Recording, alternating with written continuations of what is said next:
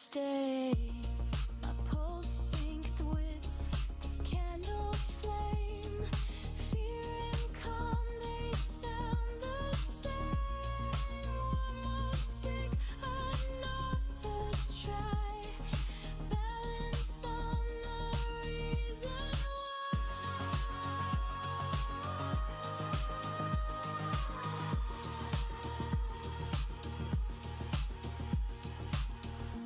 Risk is a rhythm. Patience, a sound. I breathe between the bars of now and next. I'm trading futures, sharing time. Fading lines through liquid signs. Every loss and every climb. All dissolve inside the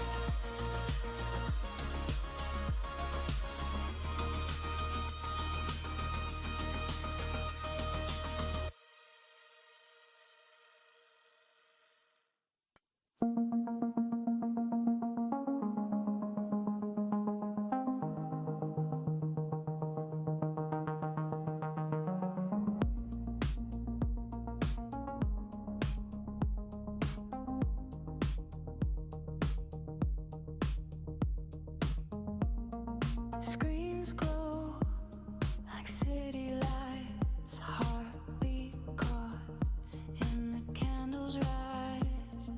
Ticks drift through the static haze. Future whispers in dead waves. Charts breathe, pulse of cold echoes where the numbers float. Every tick a breath I chase, lost inside this market space.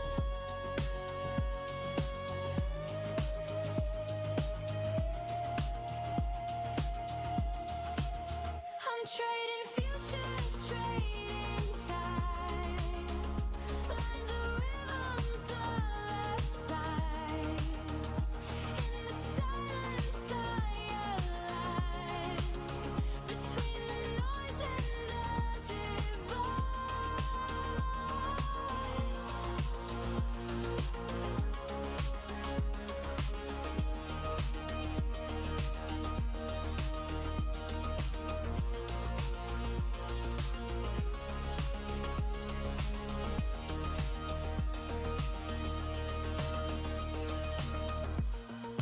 micro beats and macro dreams. Golden silicon, endless streams.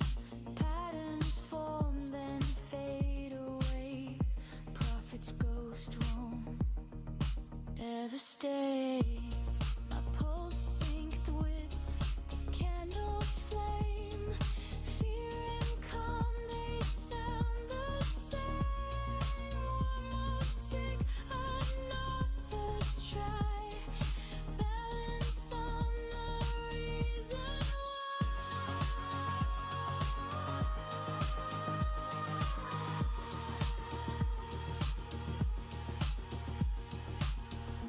Risk is a rhythm. Patience, a sound. I breathe between the bars of now and next. I'm trading futures, sharing time. Fading lines through liquid signs. Every loss and every climb. All dissolve inside the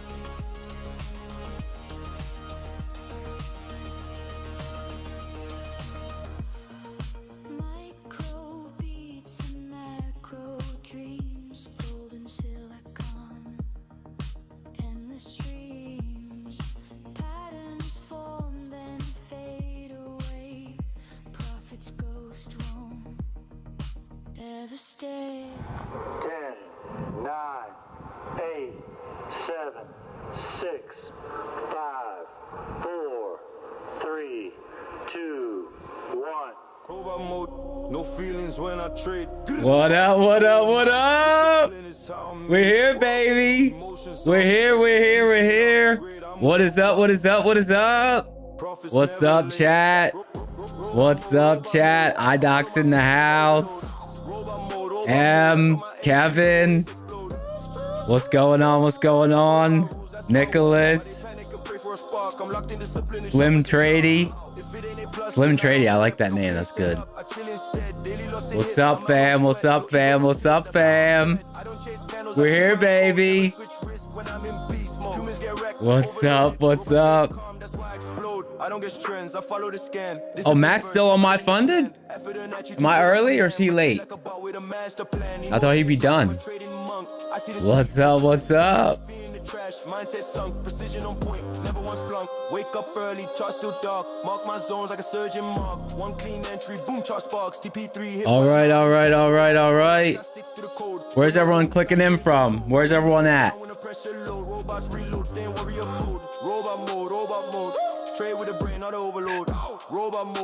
right, guys, let me turn this down a little bit.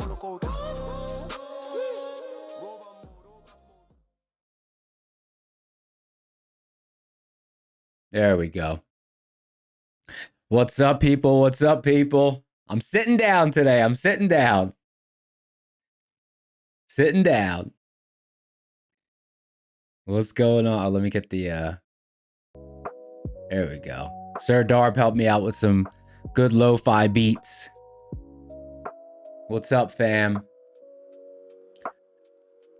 What's going on, people?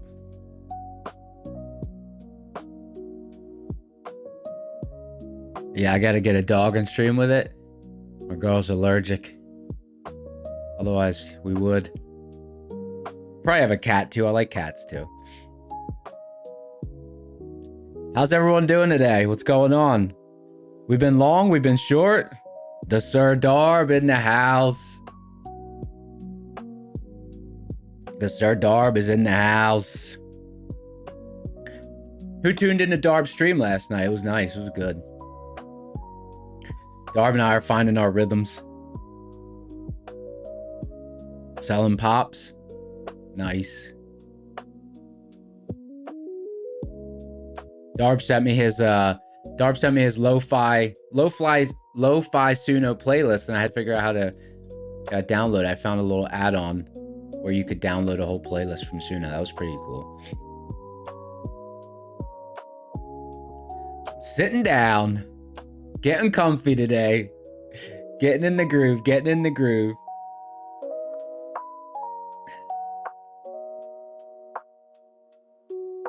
Wonder if Matt's done over at My Funded. I didn't know there was overlap. I thought he gets done at 1:30.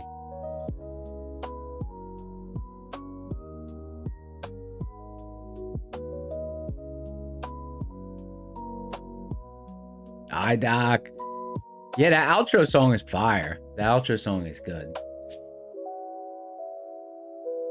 Who's missing their who's missing hedge pressure resiliences today? I'm gonna talk about that a little bit. No hedge pressure resilience today. The data on that didn't come through. I was missing it.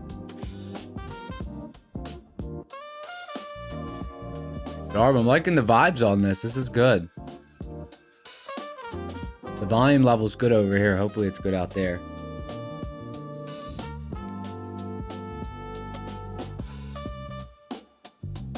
Brazzer's here. He was a winner yesterday. Yeah, event feeds is out, and event feeds I don't use so much, but hedge pressure resilience I use. Yeah, I'm gonna go over that actually, because today was a good. Now I'm not in anything right now. Today was a good example of how you kind of lose track of how much you use certain things as you get into a flow state when you're trading. But today, without the hedge pressure resiliences, it definitely came into play. Smash that like button, guys. Thank you for being here. Let's get it started. We're getting started. Where's everyone at? Come over here. Come over here.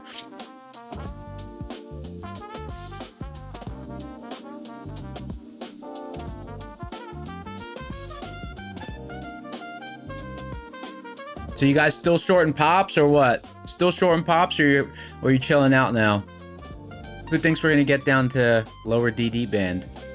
Without that hedge pressure resilience, I don't know. Couldn't take that entry.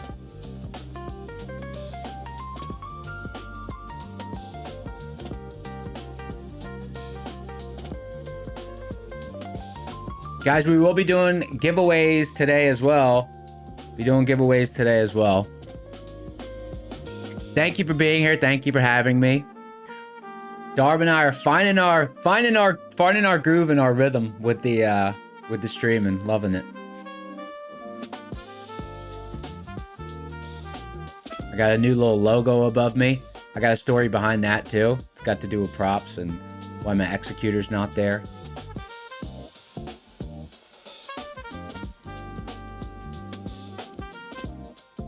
Marksy's waiting for DD band.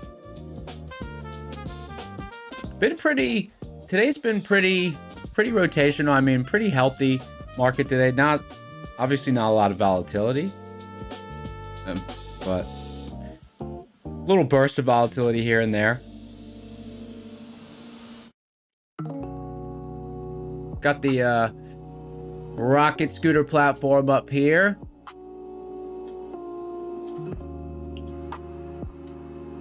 So let's go over first of all, a couple of things I've been working around as I'm getting started with these prop accounts, and a couple of things we can go over today. So like, what is it like transitioning to trying to trade prop accounts versus, a live account if you've never traded prop accounts, because I've been seeing like there's different things to keep track of that they're just not even something that comes up with a regular live account, right? So I wrote them down just so we can kind of go over the thought process of what it's like for me investigating these prop accounts, starting to trade these prop accounts. I'd say the main thing that I was having trouble with is just keeping track of the status of each account. Like, let's say you buy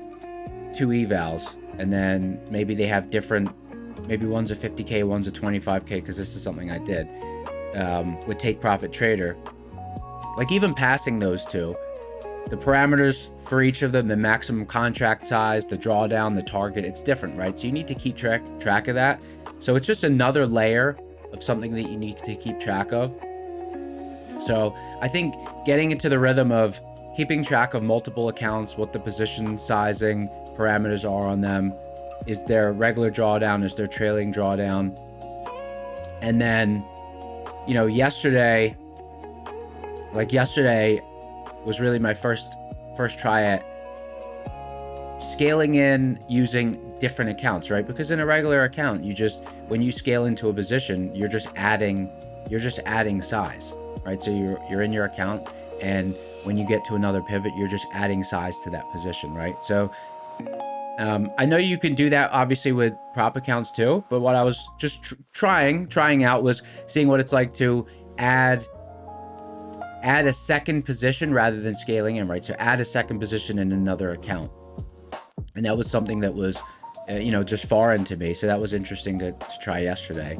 And then, just contrasting that to what it's like to keep track of live accounts. So for live accounts, I have 2 live accounts for futures, right?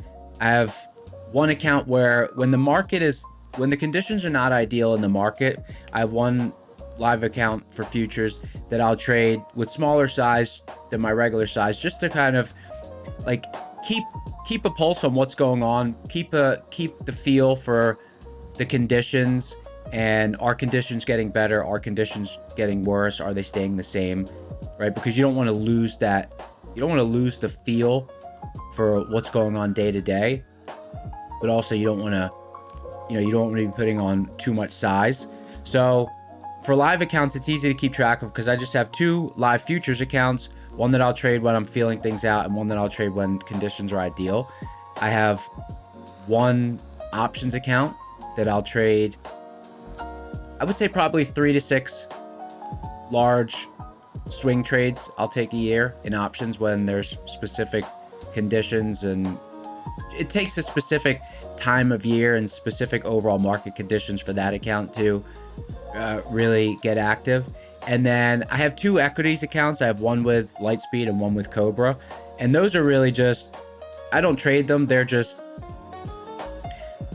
I mean, they're kind of sentimental, you know. They're like, I keep them at minimum. I keep them at minimum balance. I think there's like maybe 26 in each account. It's really just, they're sentimental because those are the accounts that I've had for so many years that, you know, like the account number's been the same for my whole career, and I just never wanted to close those accounts. So those are just like the 2 sentimental. So really 2 sentimental accounts, and then 2 live futures accounts and 1 live options account, right? That I need to keep track of, and they're easy to trade. There's no trailing drawdown. There's no worried about what's my maximum position size or anything like that, right? Is there liquidation during a news event or something like that, right? So it's a lot different. So I would say the main thing is saying, okay, how do you keep track of the multiple accounts, right? Even yesterday, as I was looking at an entry in a prop account, I had to think, okay, like what's the sizing parameters on each of these accounts, like when I was scaling at different pivots, and just something I need to adjust to. So this morning, I traded the prop accounts, but I traded them individually, and I just traded them. You know, I want to start with basics on these accounts. So the top account, the 261, that's a Lucid 50K, and the Lucid 50K. Okay, yeah. So the Lucid 50K. I took 2 trades right near the open. Let's go back here. If you look in the top right, you can see my chart moving over. Okay, so the Lucid 50K. Yeah, that one I traded at the open. Okay, so that trade was, and I'm gonna line this up with Rocket Scooter on the left-hand side. Let me just change Rocket Scooter to a 1-minute chart. And what I want to explain is, so for anyone out there who might be trading their own system or a system that they've been trading before they discovered Rocket Scooter, this will be a great example of how you can incorporate Rockets. Like, let's say you've already found some success with your existing system, and maybe you're on this stream, maybe you've been on the stream, or maybe it's your first time here, and you might be thinking, okay, like you see Matt or you see someone else trading with the Rocket Scooter platform, and you're wondering, how might I incorporate this into my style? So the opening trade today is a great example of a trade that I took that prior to me also having access to Rocket Scooter, I wouldn't have taken. Okay, so take a look at the left-hand chart in my screen layout. That's the Rocket Scooter platform, and I've got it set to 1 minute just so we can see a little bit more granular the action.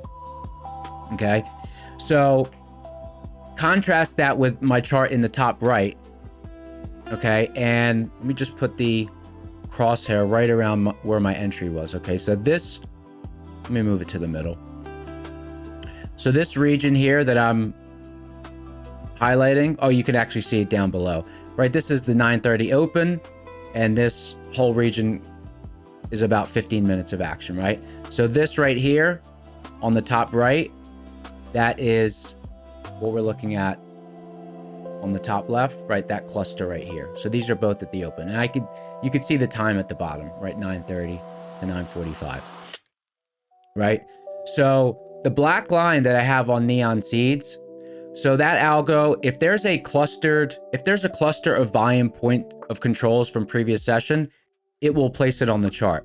Now, prior to me having access to Rocket Scooter, which I started using last summer, prior to that, I would only ever use these volume point of controls that my algo drew as a target, right? I would never use them as a starting point to open a trade, because I would have to have other reasons to enter, right? You're not just going to say, oh, I'm at a point of control from previous sessions that are clustered together, I should go long here, or I should go short here.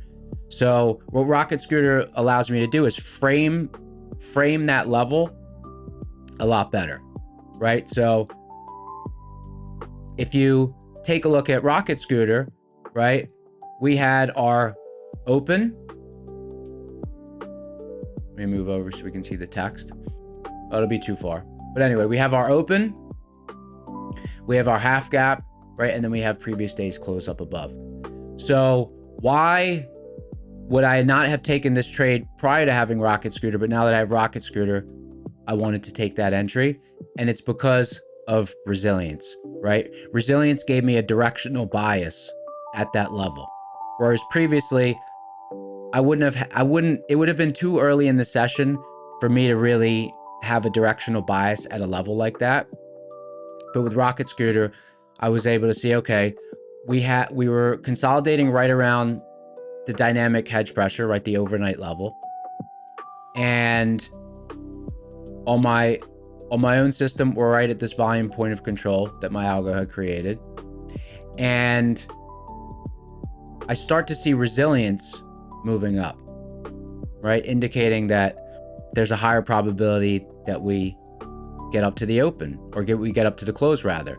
So that gave me a directional bias, and that's a trade that I was confident in taking and able to take only because I had access to resilience, right? Without resilience, there's no way I would have taken that. I would not have taken that trade. So just an example of how you can use the platform, even if you've got your own, even if you've got your own system already. And an example of later in the session where I didn't take a trade because we're missing access to one of our Rocket Scooter indicators, right? We don't have access to hedge pressure resilience right now, right? It's down today. So right here, right on the Rocket Scooter platform, you can see my mouse. Right here at overnight dynamic hedge pressure, I was really wanting to take a short, but without hedge pressure resilience, I was hesitant, right? Because I'm so used to, when we get to these hedge pressure levels, I'll take a peek at hedge pressure resilience, see where it is, and it'll give me more conviction in that entry.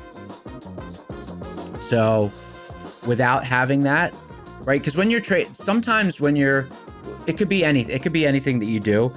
You kind of do it in a flow state, and you might not realize all the little checklists that you go through in your mind. It just becomes second nature. So right when we were at that level, I just, I'm like looking, okay, where's hedge pressure resilience? And it's not there. And it's kind of it's an experience where you say, okay, that's a level that's an indicator that you just naturally use, right? It's just part of your flow state when you're kind of going through your pre-flight checklist. So without that, I didn't take that entry. Now, obviously, it would have worked out. It was a nice reaction off of hedge pressure. There would have been a nice short. But just an example of the tools and how you might use Rocket Scooter if you've already got a platform or some system that you're already using, right? Because before Rocket Scooter, I had a system, and this just sort of it helps frame things a lot better. It's a really good platform for framing things, your resilience, hedge pressure resiliences, and then obviously bear zones, bull zones, DD bands. It's such a complete solution. So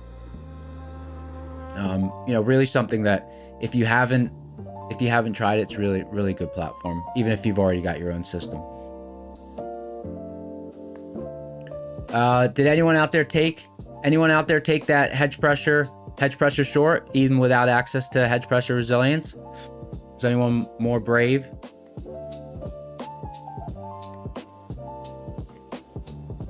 Guys, smash that like button. We're going to be doing a couple of giveaways today as well.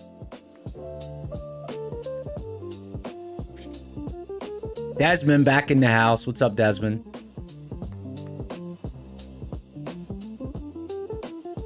Two shorts. Got a couple of people that took shorts out there. Yeah, it's a massive glass of milk.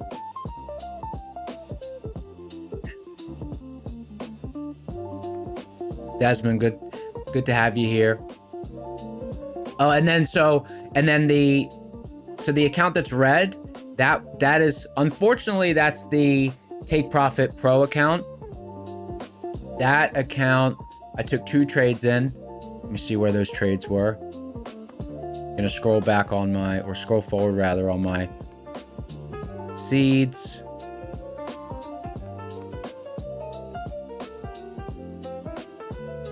And we match that up with Rocket Scooter here.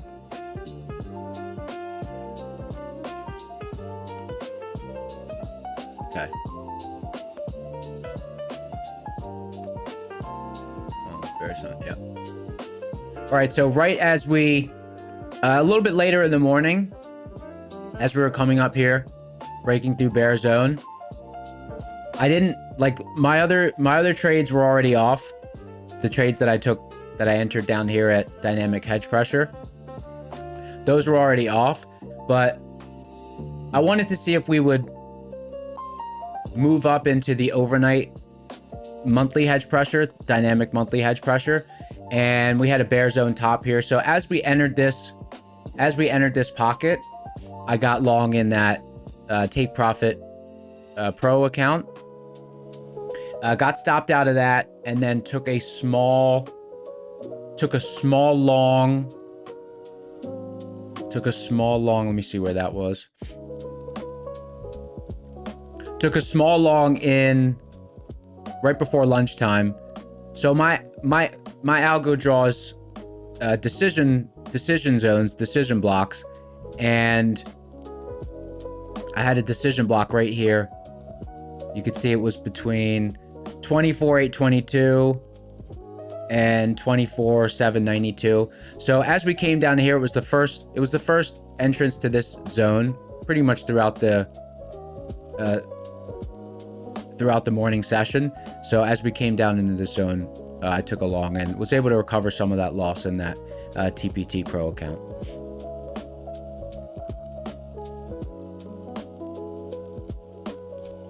Smash that like button. Smash that like button, guys. We're going to be doing a giveaway. We're going to be doing a couple of giveaways.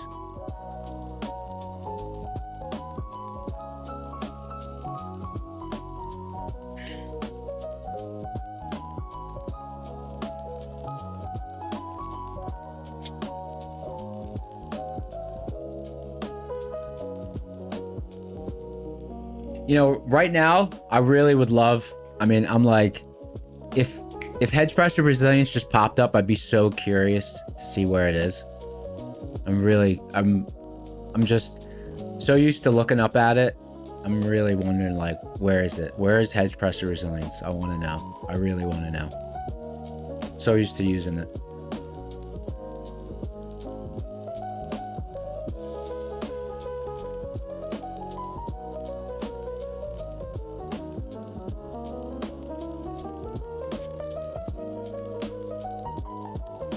Let's go over our prop firm deals that we've got going on right now.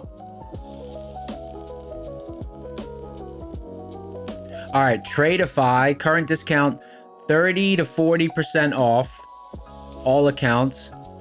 30% off all accounts and 40% off select 150K select accounts when you use code Rocket Scooter. My funded futures, Rapids are 20% off.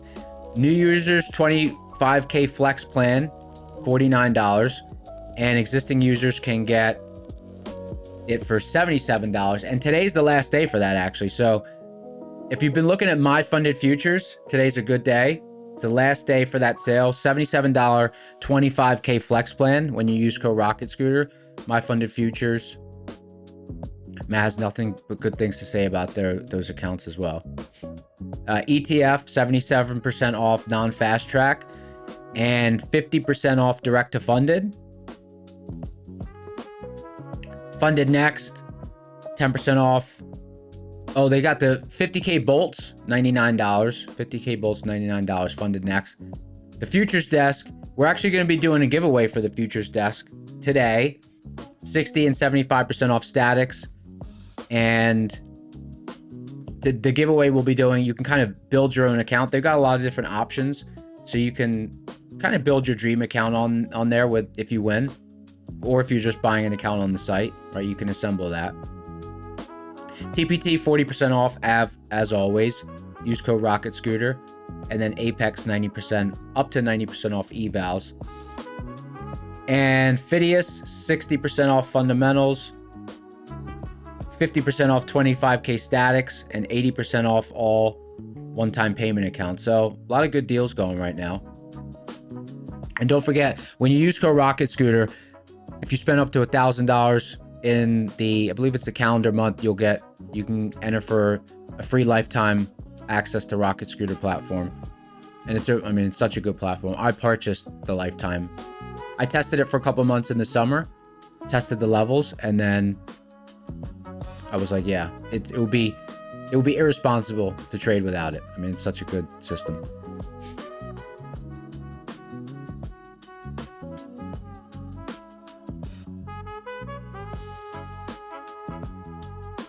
Ashley, good question. Did it take you a while to learn the Rocket Scooter indicators?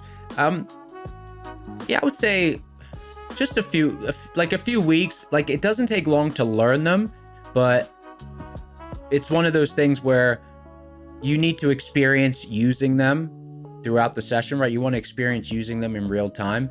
So learning what the indicators do is, like, the indicators make so much sense, right? So learning what the indicators do is really easy.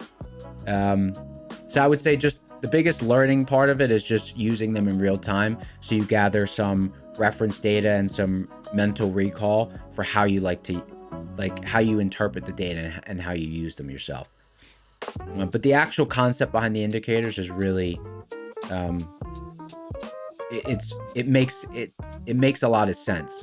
And then Matt does a 20-day boot camp several times a year. I'm not sure how many times a year, but the next one's in March. It's a 20-day boot camp, and it goes over not only the Rocket Scooter platform and how you can use it and implement it in your trading, but also it goes over just general things that would help anyone in trading, regardless of what system they're trading.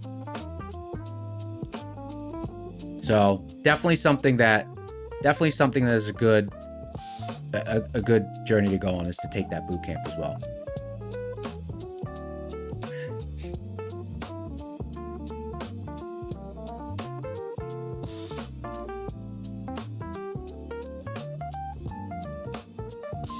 I'm just getting a little update here. We'll actually be giving away one funded Next account and one My Funded Futures account. So not bad, not bad.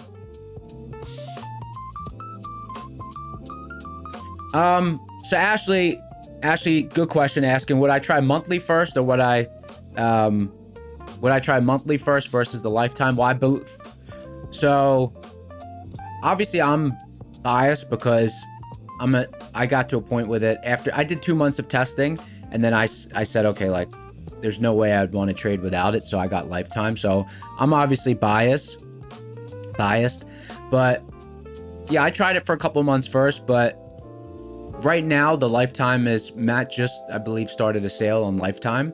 So lifetime's on sale, and I think that only happens a couple of times a year. So I mean, it's a really well thought out platform. And obviously you're watching the channel associated with the platform, but I mean, I was never associated with it before. Lifetime, yeah, lifetime, Matt just messaged, lifetime's 2,500 right now, which, I mean, I mean, I don't know how it's that low, or, you know, whatever it is, whatever the regular price is, even that's pretty low for what it is. Like,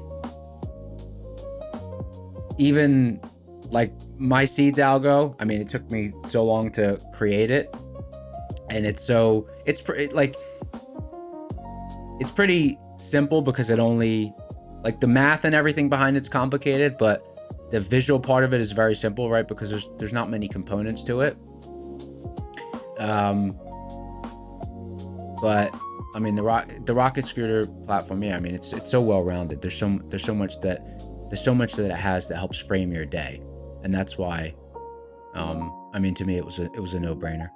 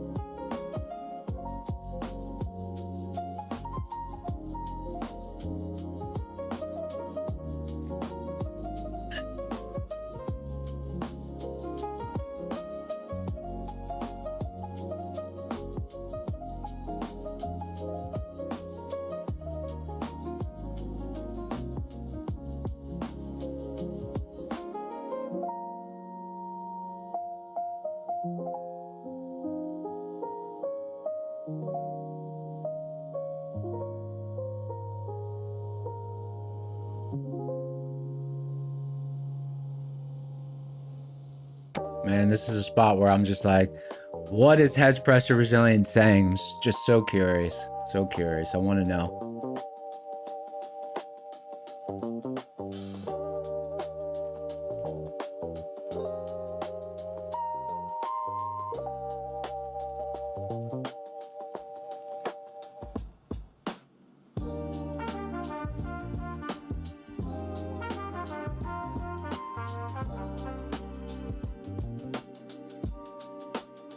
All right, guys, hit that like button. Hit that like button. We'll be doing a giveaway in probably about 20 minutes. Give it about 20 minutes.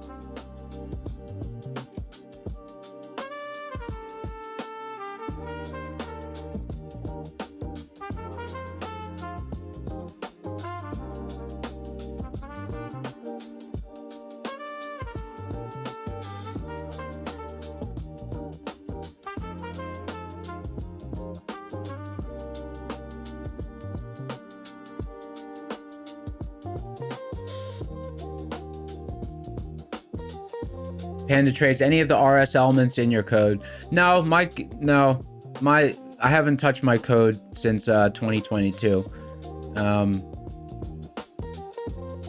No rocket scooter. They're separate, but I mean, my favorite is when the levels overlap, right? Because it just gives me even more conviction.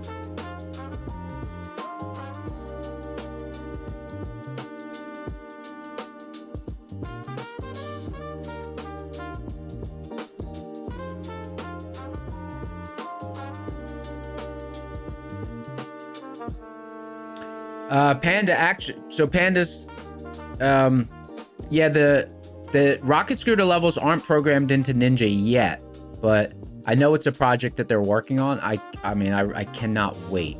It's gonna be amazing. I can't wait for it. There's nothing like, and I was talking about this yesterday because I know some people probably like the rocket scooter platform and they just watch it on the stream, and maybe they don't have it themselves. There's nothing like having your levels on your own chart and having it in real time. And it could be the simple nuances of, you like to look at a 1 minute, a 3 minute, a 5 minute. You like to look at bars or candles. I was talking about this yesterday, right? It's kind of like, you know, you could sleep fine in someone else's house in a guest bedroom. And I mean, you know, I'm sure it's a comfy bed and it works really well, and you know, it does everything a bed's supposed to do. But there's nothing like just sleeping in your own bed, you know?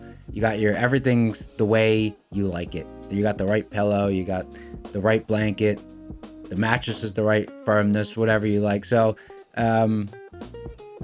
that's, yeah, there's nothing like just having it for yourself. So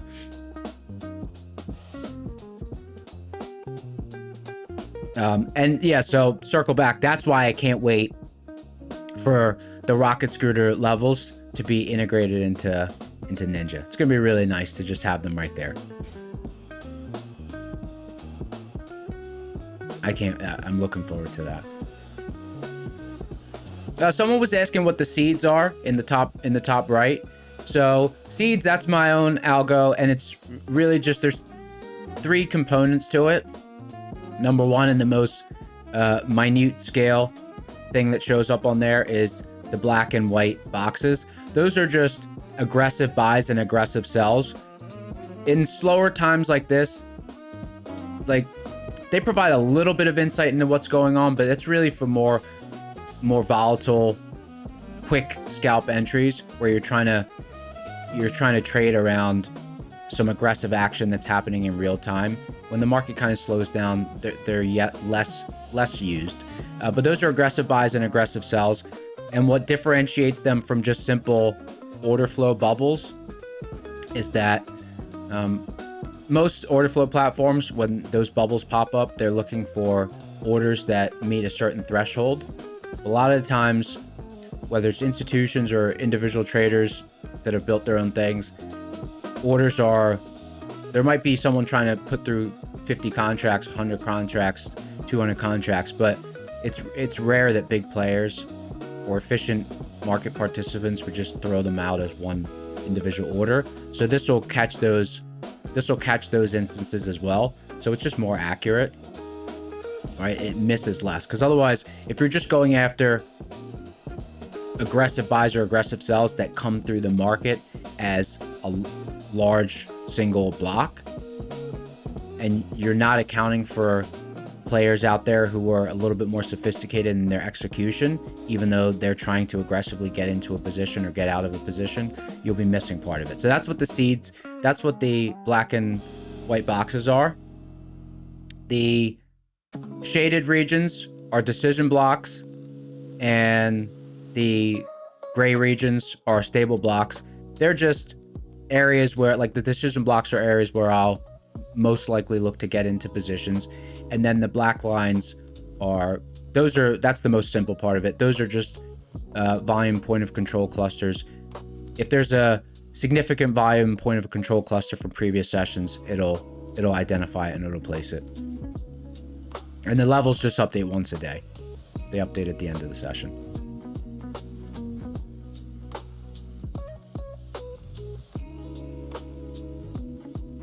And yeah, I place it on a tick chart. It could be a minute chart. It doesn't really matter. The time period associated with the candles, it's not really relevant, right? I use, when the market's kind of moving cleanly, I'll tend to use a 2000 tick. When the market's a little bit more, like today, it's the afternoon, it's been a little bit muddy, so I just moved it to a 5000 tick just so I can kind of take a little bit more of a zoomed out approach to see what's happening. Don't need to get too close in there. But I always steered away from placing too much emphasis on a specific time frame, because like when I first started trading, and obviously the time period of a chart is something that,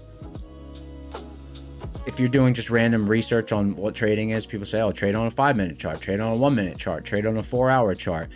And that, coupled with people talking about the shape of candles, it never made sense to me, because the shape of a candle on a 4-minute chart versus a 5-minute chart, it could be a completely different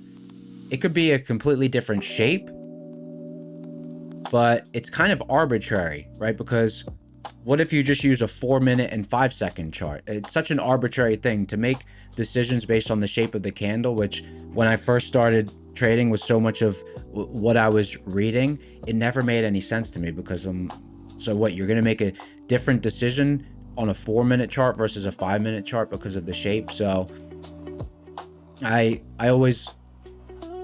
never really placed a lot of emphasis on the individual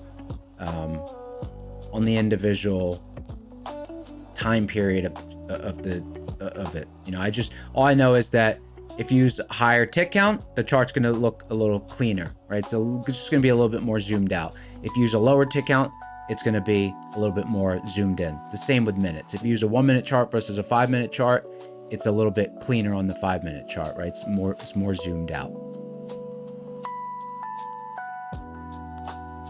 Yeah, Jeremy, exactly. Intraday pivot traders, don't worry so much about the time period. right? Because I mean, it's just, it's arbitrary. Like now versus now. Okay, like the candle shape could be completely different. What if there was a sudden big order that came thing and just spiked things down right as the candle was closing, and then all of a sudden it went back? So the candle shape, I don't know, it could be misinterpreted. And that's another reason, if you see on the top right, you can see the colors are pretty smooth. So there's a smoothing component to the colors, because I don't want the colors of the bars constantly changing back and forth. I had a smoothing effect to it, just because I don't want to see that.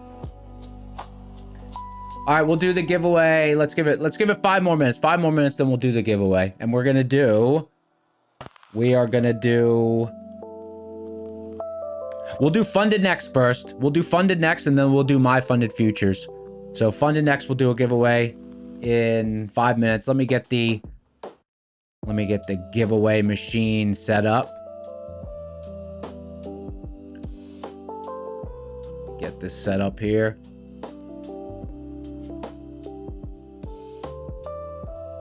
Thank you for being here, guys. Thank you for having me. And if you didn't already, hit that like button. Subscribe. We go live 3 times a day, Monday through Friday. Matt doing his $1 million challenge, taking 100K to $1 million in the morning session. I'm on in the afternoons, and then we've got Sir Darb on in the evenings. He'll be going live tonight as well, 7 p.m. Eastern.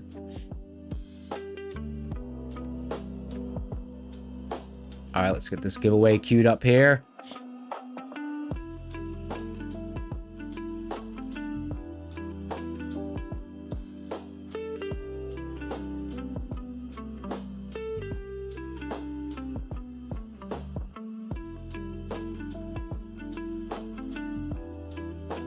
Guys, don't spam chat yet. We're not started yet. And it's going to be...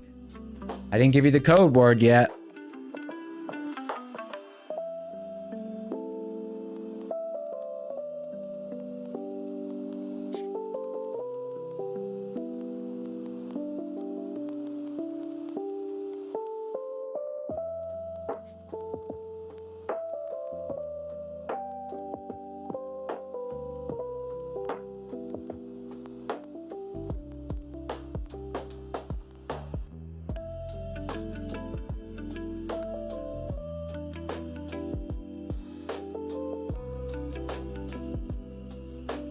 Oh, and you know, so one other thing we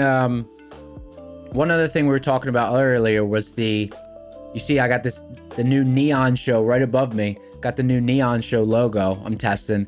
My executor's usually there, but there's a reason I'm not using the executor. It has to do with props. I'll go over that in a few minutes as well. All right, guys, type funded next. Type funded next in chat. It's giveaway time. Funded next. Let's see what our special is on funded next right now. Funded next, when you use code Rocket Scooter, 50K bolts, $99.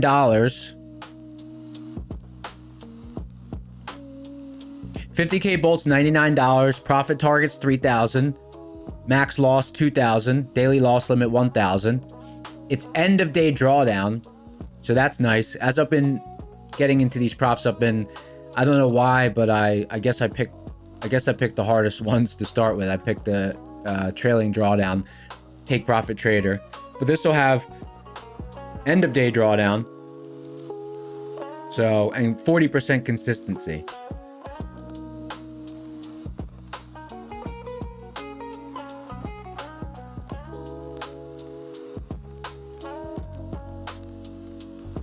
All right, guys, type it in chat. Type it in chat. Keep typing it. Type it a couple more times. The giveaway machine's monitoring.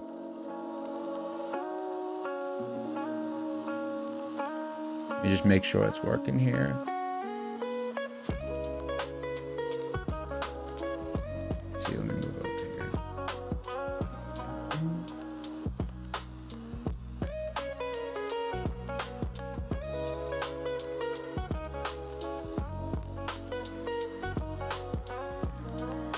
There we go.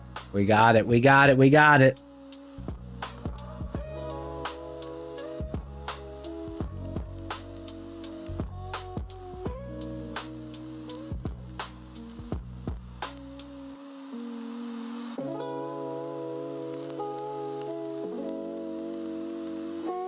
All right, it's giveaway time. It's giveaway time. No. Man, I'm missing my hedge pressure resilience, man. You just get in a flow state. You don't realize how often you use something until you just don't have it.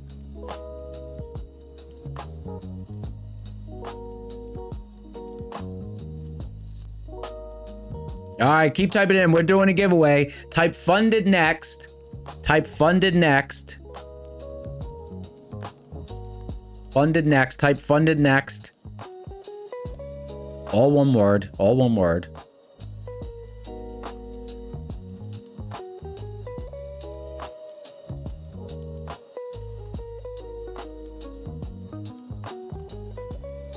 Darb, this playlist is good. I like it. It's chill. Good vibes.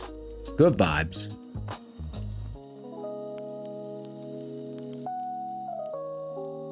All right, if you didn't type it already, 60 seconds. 60 seconds. I'm starting to get into the groove now, you know? Starting to get into the groove. Oh, and you know, so it's I'd been standing, or yesterday I was on a stool a little bit, but now today I'm like in a chair, you know. I'm starting to get my kind of layout and my feel for things. Starting to get in the groove. Starting to get in the groove.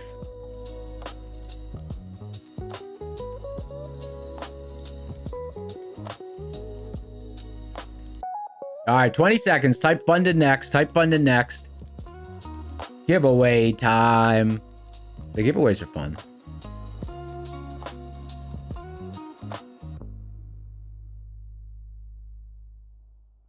And guys, hit that like button if you didn't already.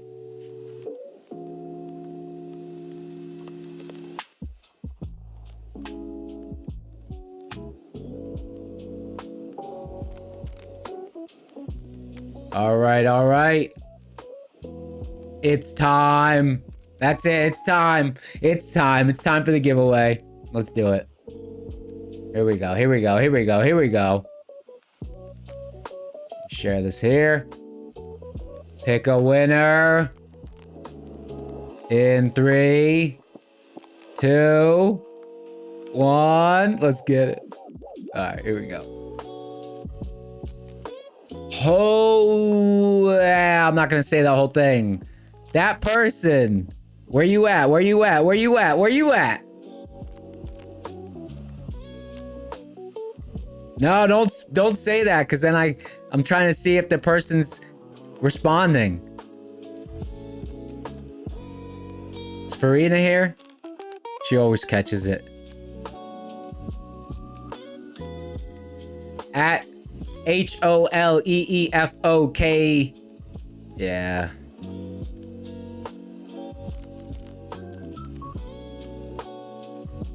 Type something in chat. Type something in chat if you're here.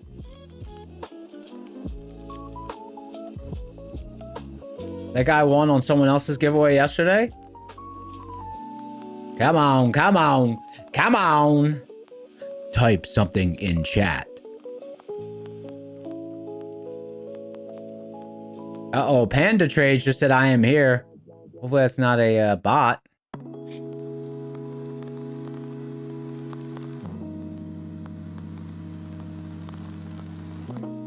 Not seeing it. I'm not seeing it.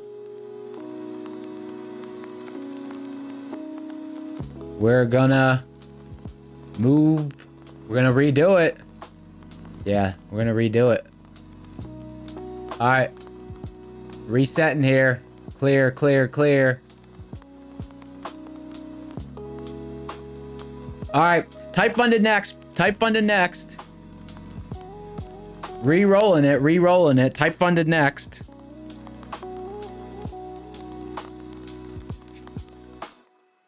Funded next. Funded next.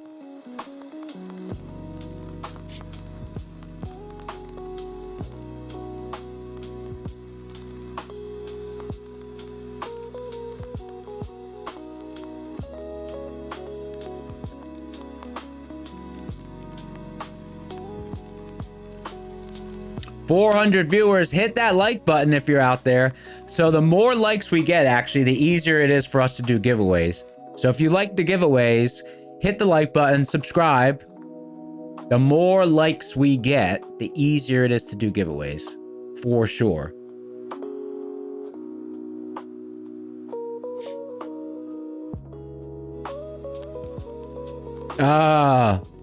Rocket Scooter has entered the chat. It would actually be hilarious if it picks Rocket Scooter as the winner, but that's not, you're not getting the account.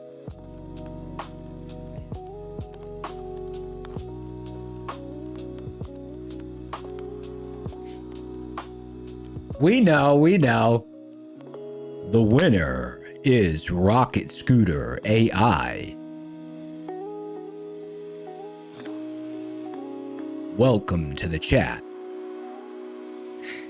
I'm getting in my groove. All right. 60 seconds. You got 60 seconds. 60 seconds. We still got more people showing up. There's a little, I can see all the people coming in. They're all knocking on the door and saying, yo, Rocket Scooter, where you at?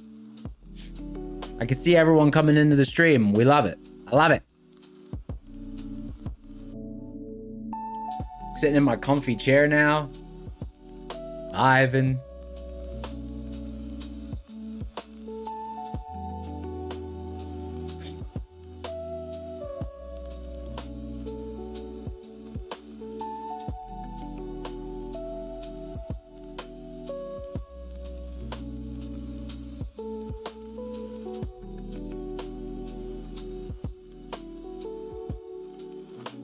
I'm gonna have to, I'm gonna run this.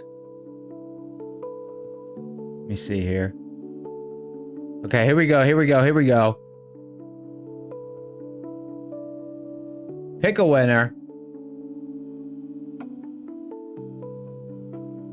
Zill from Finland.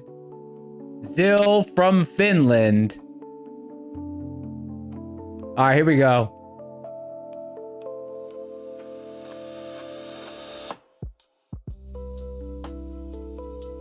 Zill from Finland's here, and might have had a little glitch. I'm gonna have to go back and look through the chat here. Let me see. All right, Zill from Finland,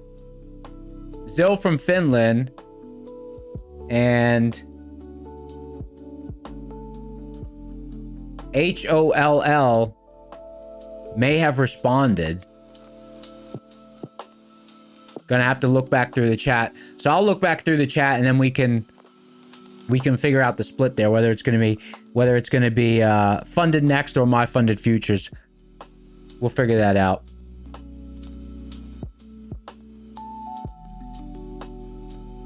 But okay, I'm seeing a lot of he responded. We'll have to do a little what do you call it, like action replay. But either way, Zill, you got it, and I'll double check on the other one as well. Growing pains, you know, just getting in the groove. Guys, stop typing funded next. If you're still typing it, we're going to assume you're a bot.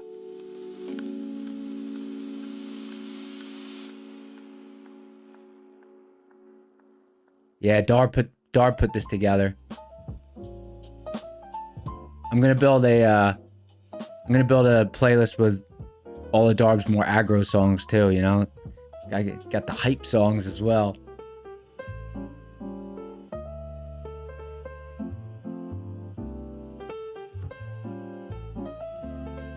Oh yeah, someone's asking about the execution window. So I was writing down different things I wanted, like different things I was thinking about as far as the prop accounts, and because it's different, right? I would say that like there's two sides to everything. I'm sure that people who start trading with prop accounts and then move to a live account, right, there's an experience that they go through, and that's probably a more common experience now that prop accounts exist. But just imagine you never knew about them. And so the concept of these different rules, the drawdowns, the capped on accounts, maybe there's an inverse ratio between the profit target and the drawdown, right? Like on a 25K account, I've noticed that the profit target is usually closer to a 1-to-1 with the maximum loss, versus like I think the 150K accounts, I think the profit target's usually twice the maximum drawdown, right? So if you take the same risk approach to both of those, if you take the same risk approach to a challenge that has a 1-to-1 profit target versus drawdown, and you take that same risk approach on an account that has a profit target that's twice the drawdown ratio, it's gonna take twice as long to pass. I mean, you need to gain more percentage of your allowable drawdown, right? So things like that, that's one thing. And then the other thing is, so I have this executor that I built. Now I've been using the executor for years, but one of the things that I programmed in last year, or well, it took me 8 months, but I was programming it. I started last summer, and I told all my friends I was working on a project, and I said, I'm going to be done by September, and I didn't end up finishing till January. And that was an execution portion of it, which it slices up orders when they're sent to the market to get you a better fill, right? So it sends them in rapid succession, and there's an algorithm to keep it random, and also to try to get you the best fill, right? It'll move the order around between the bid, the ask, and the mid, depending on what the spread is. But anyways, the main problem with that I was running into with the props is because I have it hard coded in there because I use it, and I just use it that way. And now I'll have to remove that portion of the code or create a switch for it. But the prop accounts weren't liking when even if you're only sending even if it's only maybe 2 or 3 or 4 micros or whatever, it sees you submitting orders, canceling them, and them cycling through. And I kept getting an error that said maximum order count reached, something like that. And I checked, was the size wrong? I checked, and it was just that it didn't like the fact that the orders were coming through that way. Whereas a real brokerage account, I mean, there's plenty of people that execute like that, whether they're institutions or large individual traders. So yeah, so I'm not going to be able to use that until either I remove that code, or maybe I'll just use regular execution for, I mean, there's no real advantage to using it, I guess, for the props anyway. So other than the button layout, which I'm used to, right? The button layout, well, I have it disabled right now, but the button layout, it allows me to quickly sell 30% of the position, 80% of the position, 100% of the position. It automatically sizes the position for me based on where I place a stop on the chart. So I have it disabled today because I don't have it on my layout today because I'm not using it today, right? I didn't even use it this morning. This morning I just traded the I just traded the prop because I wanted to get a feel for what they were like to trade. Just get a feel for what they were like to trade and not be switching from a regular account to those to practice. So I wanted to, I just put those on this morning.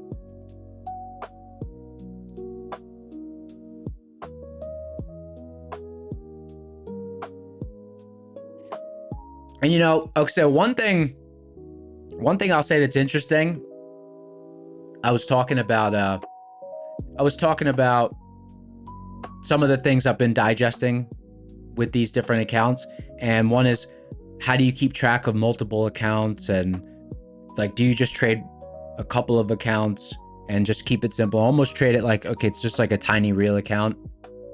And it gave me a great appreciation for, like, you see Matt in the morning trading like 10 accounts, 15 accounts, and a regular account. First of all, like a regular account, the execution style that you use in a regular account, it's way different than the execution style that it seems like I'm gonna need to do in a prop account, right? It's different, right? Because in a regular account, there's certain things you just don't worry about, but then obviously the risk part is a lot different. So it gave me a great appreciation for, I mean, I was talking to him, and I know he's been doing it for so many years, but you really should appreciate the level of difficulty to do so many accounts and different kinds of accounts, right? Different kinds of accounts, both in their different kind of prop accounts, and then also on top of that, a regular trading account. So the sheer number of accounts you need to keep track of, I mean, I would tell you, that ain't easy, you know? It's like, you know, there's certain things like, I don't know, you know how people like spin the basketball on their finger, or something like, sometimes people do things and it looks pretty easy. Like, so some things like muscle, like I can jump rope for probably like 30 minutes without stopping, you know? And before I knew how to do that, like before you have the muscle memory to be able to jump rope or to be able to spin a basketball on your finger, like it's something that it looks effortless, but it's really difficult. And I think like it's something like that, right?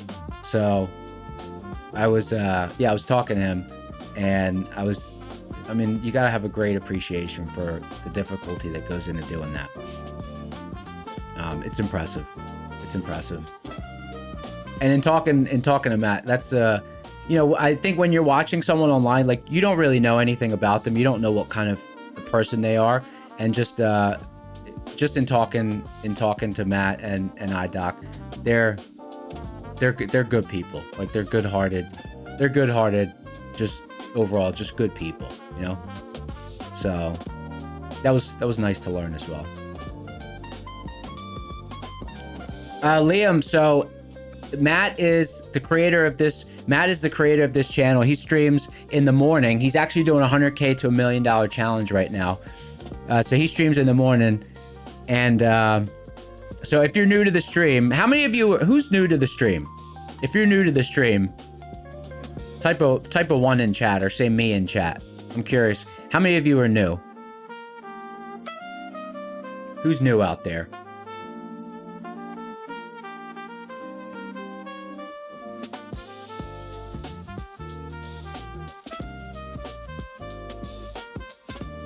Well, I'm sure there are actual new people out there. CV3 Trades, new, just started watching me a few days ago. Well, first of all, thank you. Thank you for being here, guys. Thank you for having me. It's cool to hanging out, you know. I'm starting to get in the groove, starting to get... Oh, God, there's Matt. Matt, uh-oh, he's listening. I hope he's listening. He's out there. Matt's still out there. All right, so...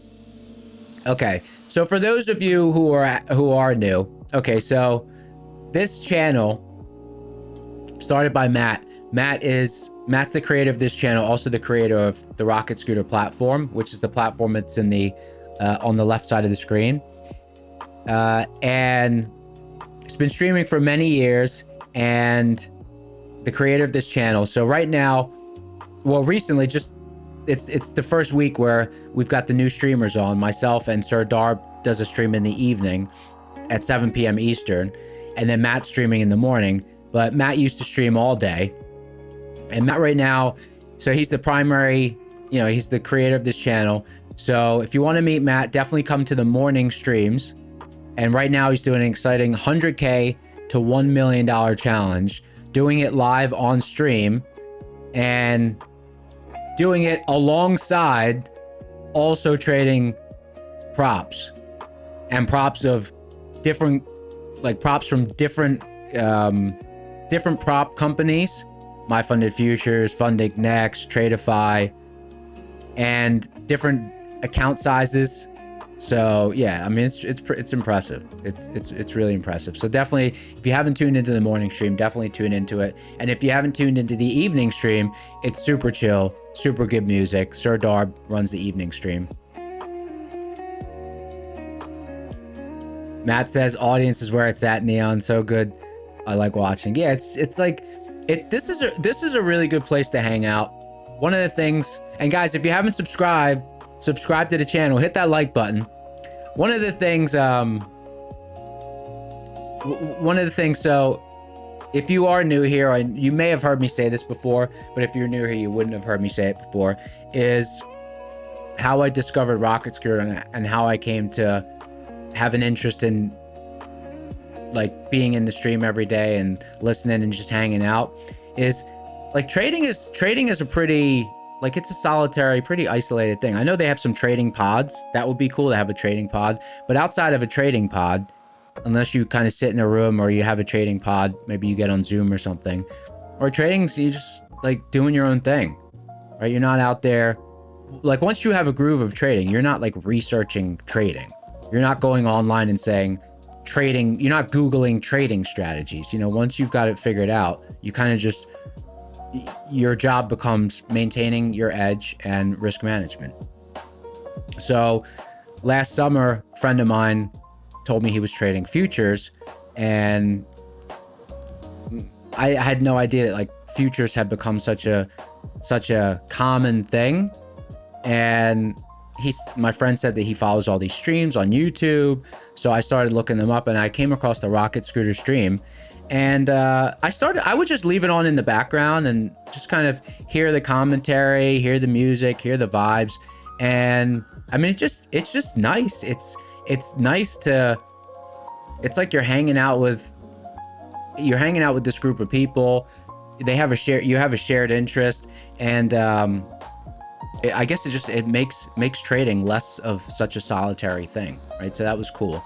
And one thing I noticed, I tried out a bunch of the different streams. I kind of like clicked through them. And one thing I did notice, well, the first thing I noticed was that the Rocket Scooter platform, such a core thing that it is based on is the whole concept of liquidity. And my entire approach to the market was always around liquidity, right? So that spoke to me.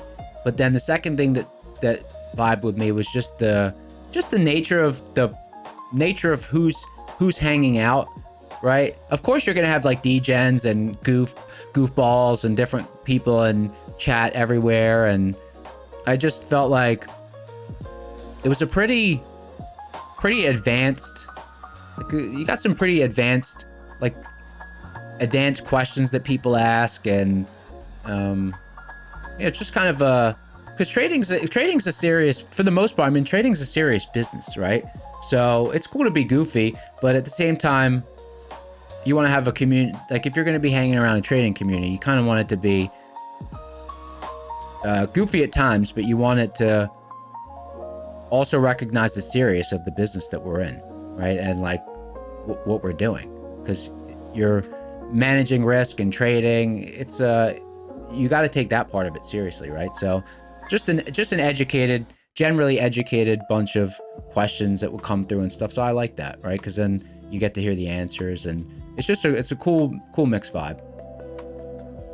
507 Deer said, "Aren't we all degens here?" Nah, man. The Rocket Scooter chat is, I mean, there's degens for sure, but there's some legit. You get some legit questions. You get some legit conversations going. It's the legit spot. It really is. It's a good place.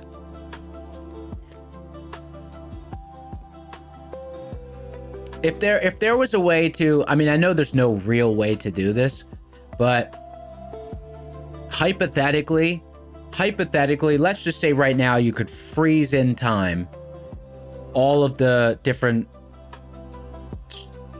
trading chats that are going on out there, and you could freeze in time and you could see, like, what's the experience level, and like what's the level of person or questions that are coming through in any given chat. I mean, I bet the numbers, like, we would have a lot of experienced traders, I bet. And, you know, we'd have our mix of degens, but I think there'll be a lot of experienced people. I'm not in any trades, no.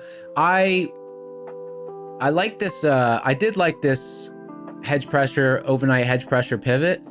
And I really wanted to short at it. I was actually looking to short it. It was before stream started, but without hedge pressure resilience, I don't know. I'm missing a component of what I look at. I was talking about it earlier. When you're trading, you get into a flow state. You don't always recognize, like you make the decisions in a flow state once you have kind of a rhythm of the way that you do things. So I was like, okay, there's no hedge pressure resilience, and I immediately just didn't feel the same about taking a position, right? You just feel like you're missing something.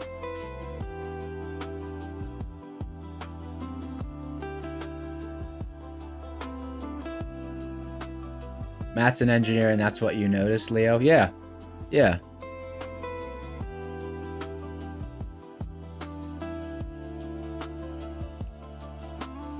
And I mean, listen, some people are like self-taught. Some people went to school for something.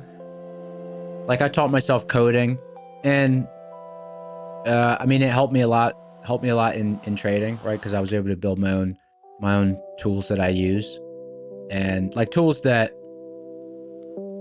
I wouldn't really want to trade without. So, I mean, you know, someone could have gone to school for something. Someone could have taught themselves something. I would say, like, me as a coder, if it would take someone who like is a trained coder, like they're coding day in, day out, and then me, I would say if it would take someone else maybe 40 hours to code something and work through it, it would probably take me, you know, 80, 100, you know, because it's not my profession. It's something I do to benefit myself in my trading business. Corp trades, good question. What language do I prefer? So, you know, in coding, language, so long as it's an efficient coding language, I don't really care. I've coded stuff in trading related. I've coded stuff in ThinkScript. I've coded stuff in, I think it's called PineScript for TradingView. But of the trading ones, the only regular trading language I've coded in is C Sharp. I mean, it's not a trading platform coding language. It's just a coding language. And of those three, that's definitely my favorite because it's just a regular coding language. It's not like some specific platform that I'm coding for. But there's drawbacks to it, right? Because NinjaTrader has its own drawbacks. I'd say it's not the most stable platform when you have a lot of advanced things running through it. Like, for example, so you notice I only have up NQ for my algo. So because it's monitoring the tape in real time. So I have to have a server for every ticker that I want to actively monitor, right? So, and the servers I have are in Chicago. I have servers in Chicago that they have low latency directly to the exchange. I just have that way I can execute on the server as well.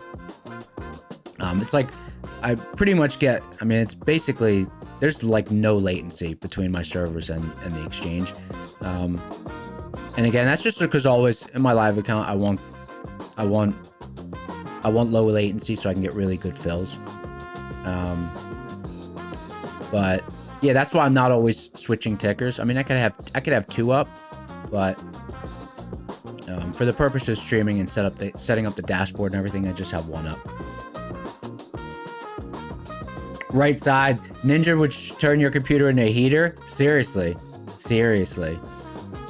Yeah.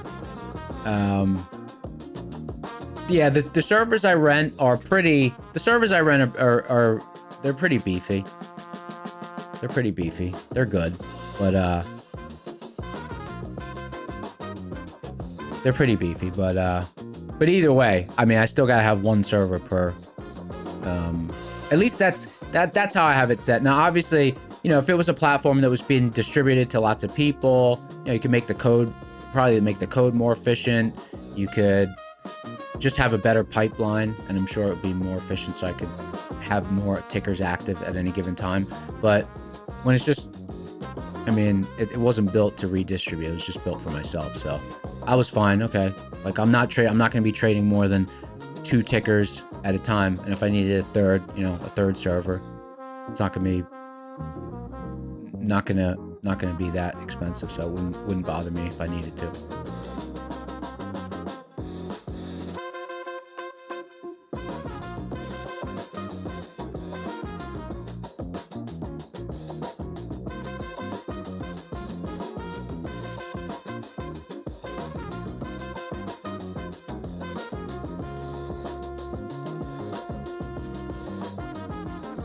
Hedge, pressure, resilience.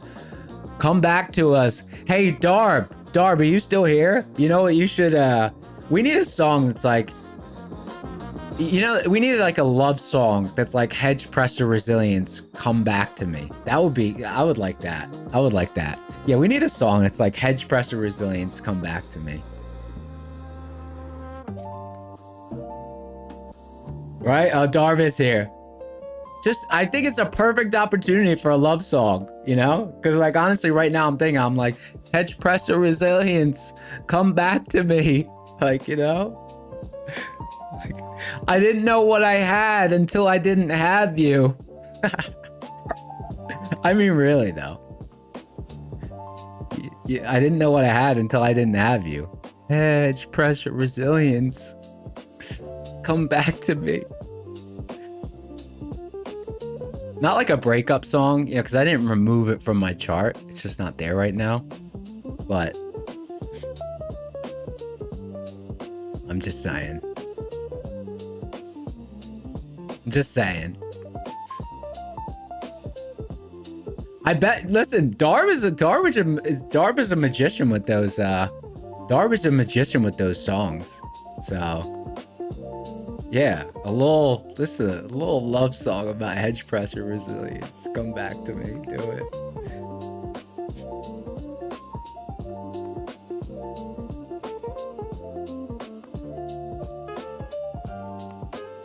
Yeah, I was talking to Darb about his process for making those songs. It's cool doing the lyrics on one platform and then doing the song creation through Sono.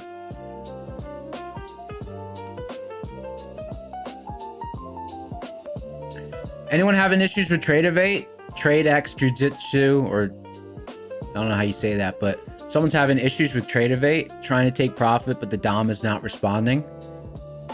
Anyone else having issues with Tradevate?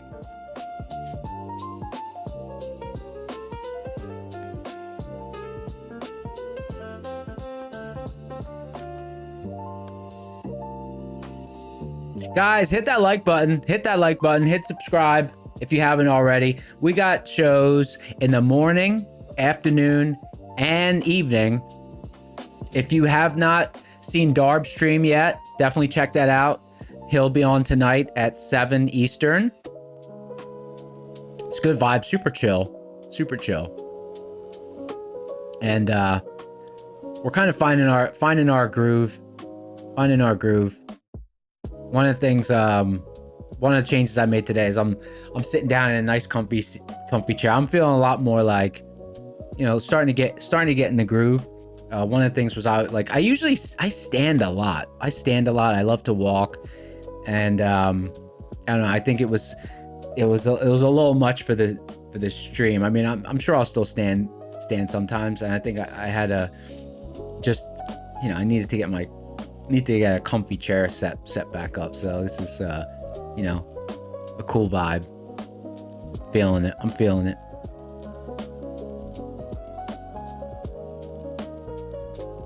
Gabe says he trades standing. So I know Leo's asking Darb. I believe Darb said he's going to be streaming on. I believe Darb's going to be streaming on Sunday. I believe it's going to be Sunday, the Sunday Open as well. I think it's going to be the Sunday Open as well. I think so. I think Sunday through Thursday. Obviously, no overnight session on Friday. But, yeah.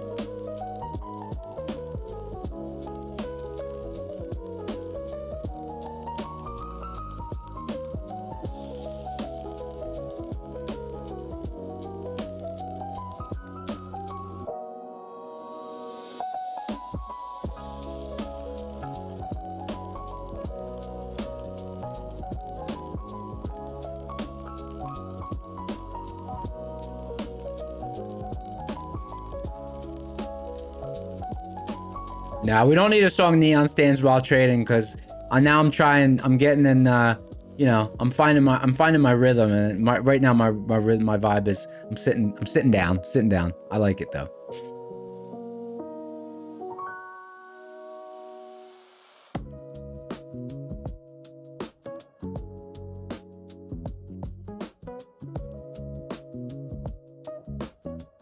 I wonder, I saw, like, there was a Tradevate issue.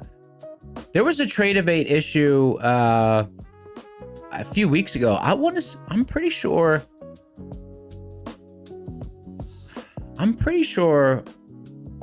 that was, there was a Tradevate issue I know people were talking about a few weeks ago, and I'm pretty sure it translated down to regular accounts, because I remember one day, it might have been 2 or 3 weeks ago, I had an issue closing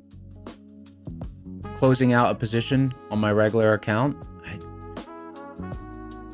I'm pretty sure it was, I think that they were like Tradevate and Ninja. I know they share like part of their pipeline. I know it's because I know after Ninja and Tradevate merged, I know from a user experience perspective, there's still different front-end interfaces, but like I think the logins are shared, and so I know that part of the technology pipeline is shared between those two platforms. So like I know that every time Tradevate has issues, I know that Ninja Trader doesn't necessarily have issues, but a lot of the times I believe they're linked. So if one has issues, the other has issues as well. Not always, but sometimes.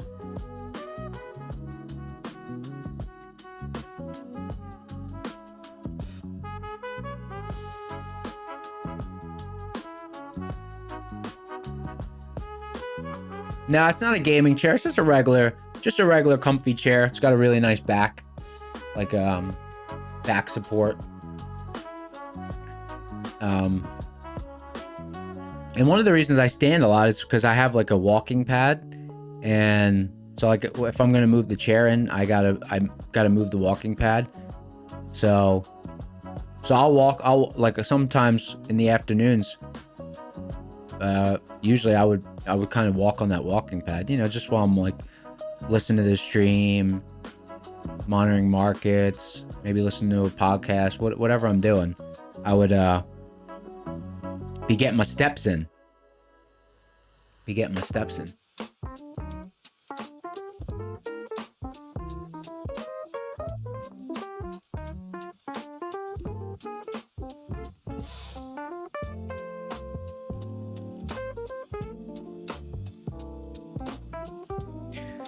Tisbad asking, good question. What's the fastest way to learn the Rocket Scooter software?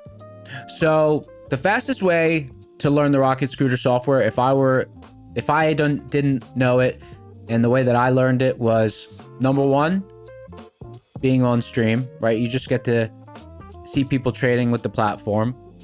And number two is the boot camp that Matt does. Matt does a 20-day boot camp, and it covers really two things.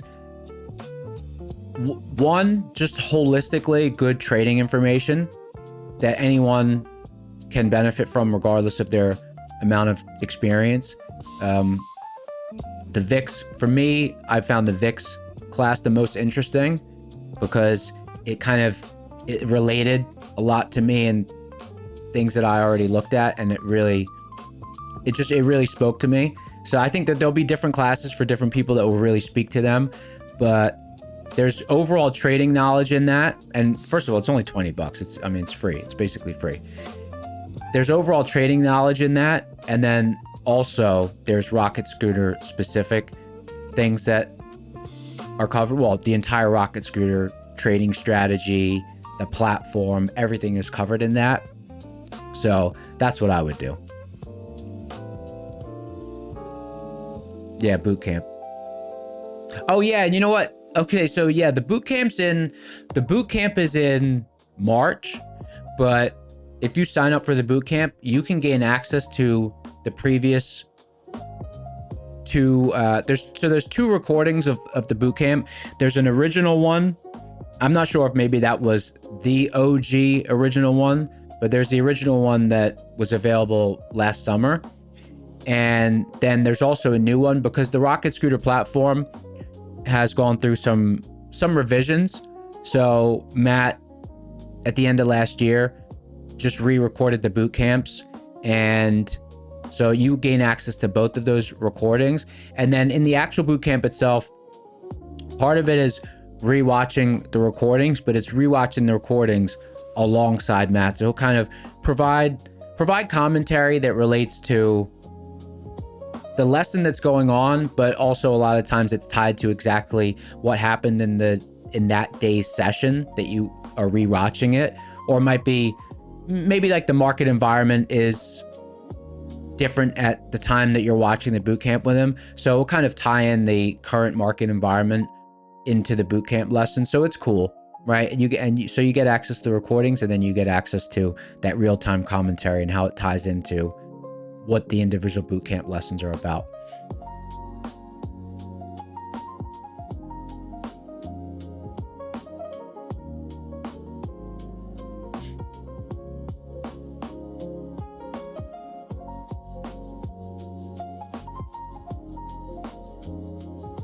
Brett's asking, do I recommend NinjaTrader if you're trying to switch from options to futures if you're on Webull? So I always give my own perspective. You know, you can obviously do whatever you think is best for the way that you execute and what you're trading. If it were me and I hadn't traded futures before and I was looking at what platform to trade them with. So first of all, the strategy, I always, like now, anytime anyone asks me about trading strategy, I direct them to Rocket Scooter, right? Because it's a complete strategy. It's got risk management, it's got set out rules, it's got a platform. But as far as the execution goes,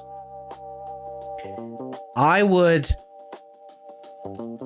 still, like, if I were to start over, I would still do NinjaTrader over Tradovate. And the reason for that is because even when I first started trading, I was already interested in building my own tools. So it's not like I would make it far down the line and then all of a sudden say, oh no, now I'm used to Tradovate, but you can't program your own things in Tradovate, and I would have to switch to a different platform. Like earlier on in my career, I was already looking at what customization I could do to whatever platform I was using. So if I was restarting now, I would still gravitate towards NinjaTrader over Tradovate. I think Sierra Chart has some good customization you can do as well. But I'm just, I started I started with NinjaTrader. I bought a lifetime license to NinjaTrader probably 20. It's a multi-broker license. I don't even know if they sell the multi-broker lifetime license anymore, but it was over 10 years ago. I've had it. I bought it and at that time there was no trader. I'm not sure what year Tradeovate was created. That I'm not sure. I don't think Tradeovate was around back then. I think it might be a newer thing. I'm really excited. I'm really excited to have the rocket scooter levels in Ninja. And I was gonna actually program myself just the ability to have a panel where I type in all the zones and type in the values and it draws, because I know NinjaTrader well. I know that from a programming perspective, like if you have a list of all the rocket scooter levels, making the drawings on a NinjaTrader chart from a programming perspective, I mean, it's pretty vanilla. There's like, so it's gonna, I'm looking forward to it because I know it's gonna be nice and clean. I know it's gonna be good because I know that programmatically drawing tools on Ninja, it's really like Ninja has the code base that you need to be able to do that easily. And then building things like resilience and, you know, any of the lower indicators, as long as you have the input values coming from an external source, like rendering them, drawing them, making the colors so that they're similar to rocket scooter and everything, it's not, from a programming perspective, it's not complicated. So I'm sure what they're working on is just making it look right, making sure the data comes over efficiently, you know, because when you're doing a project like that, you need to just map out, like, the data flow is one part of it, and then the rendering to the user experience is the second part of it.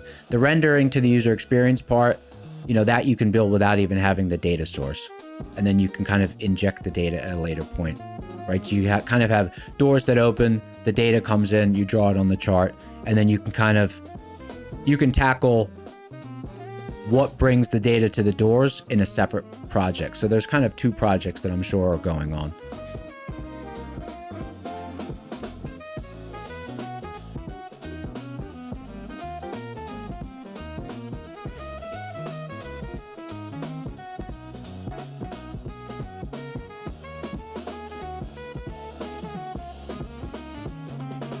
Chat.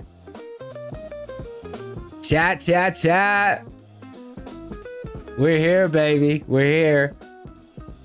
Hit the like button if you didn't already hit the like button.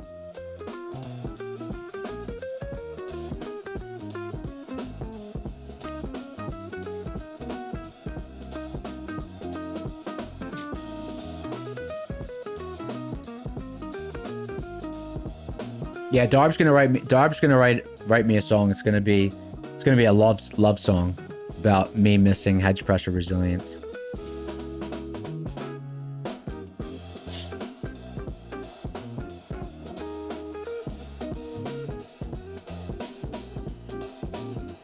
Like, there've been nice short opportunities off of overnight dynamic hedge pressure.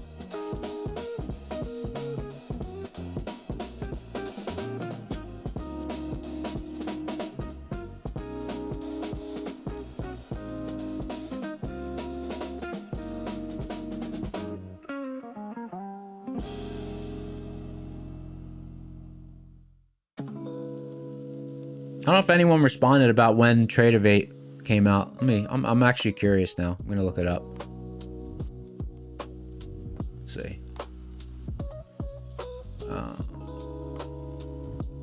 Tradeovate founding date. Let's see.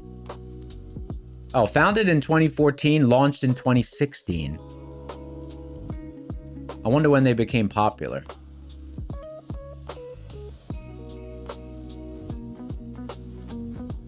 When did Tradeovate become popular? Let's see. Let's see what AI has to say. Tradeovate began gaining significant popularity around 2020 to 2021, driven by its cloud-based commission-free flat fee model, with user interest surging to around 5,400 monthly searches.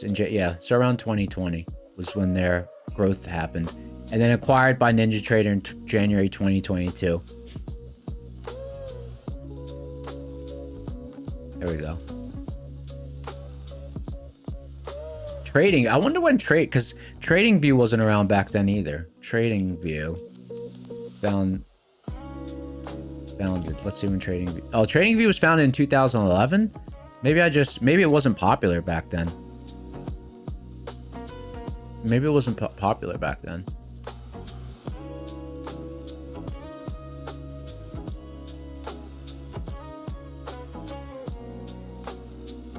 Futures D Skinny asking what my typical position size is. So, I mean, I don't know yet with these prop accounts. I don't know what my typical position size is going to be. I've only ever traded live account. I mean, in my live account, when the market's in good, healthy condition, my full position size usually 30 contracts. But for props, I don't know. So we'll see.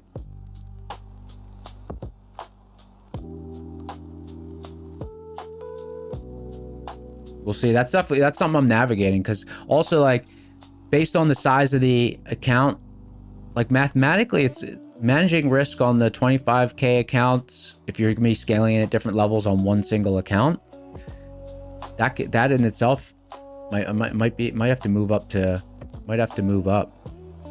Yeah, 30 minis.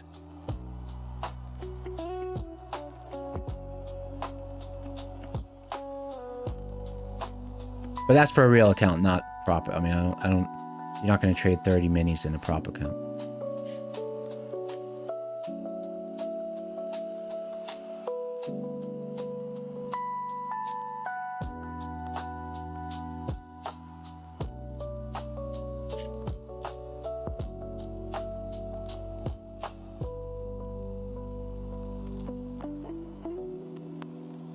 NQ, pretty much always NQ.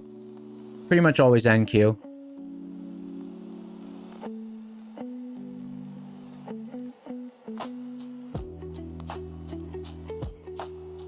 And I mean, account size not really relevant, because I do account partitioning just like Matt does. I don't think there's no full-time career trade. Well, I know Matt has a lot of other businesses, but there's no full-time, like, there's no people with a lot of experience in trading that have large trading accounts that, you know, keep all of their trading capital in their account. I mean, anyone who's a professional trader or has been trading a long time does account partitioning. I mean, you'd be an idiot not to do it. So, like, when someone says account size, it's not, you know, it's not really, like, Matt's trading his 100K to $1 million challenge. So, I mean, what would you say? The account size is 100K, but I mean, it's not really. The account size on screen, the size today is 100K, but the size of the actual account is not 100K. You know, it would be in the millions. You wouldn't take 100K or 90K of drawdown on a 100K account. So, I mean, you wouldn't say, yeah, I took 90K of drawdown on a 100K account. You would say, I took 90K of drawdown on an account that said 100K on screen, like, that had 100K in it at the start of the day, right? It's not the account size. So,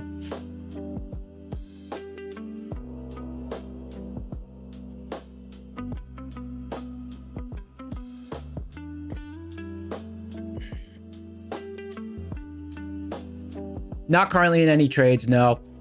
If we had hedge pressure resilience, the trade I was interested in for this afternoon was let me go back here. The trade I was interested in for this afternoon, it was right before stream. If you look on the left side of the screen, so if you just joined, I haven't gone over this since earlier. So this, if you look on the left screen, right? this blue line is the overnight dynamic hedge pressure. And going into the afternoon, you know, the action was kind of slowing down and market was getting pretty heavy. And, you know, we had closed back down. We got back down to open and I was looking for a short and you know, you kind of go through your, okay, let me look at everything. And then immediately, you know, I don't have hedge pressure resilience and it didn't give me, I didn't have enough conviction to have a directional bias from this pivot. I mean, my overall feel was to the short side and I was looking for a short, but it's like, as you try to go through your pre-flight checklist and you're just kind of going in your flow state and I'm like, hedge pressure resilience not there. And it's kind of like, it's missing from my decision tree that you kind of just automatically go through. So, I mean, it would have worked out. I mean, it would have worked out twice, maybe a third time, but, you know, as I'm getting into my groove with the stream, I want to be honest to my own process, because I did think, oh, you know, this is a good short. Should I put on this short? And I'm thinking, you know, if there was no stream going on, I mean, am I putting on the short when I don't have access to hedge pressure resilience? No, you know, that's missing. And I'd be like, you know, no point putting that on. It was a fine morning. So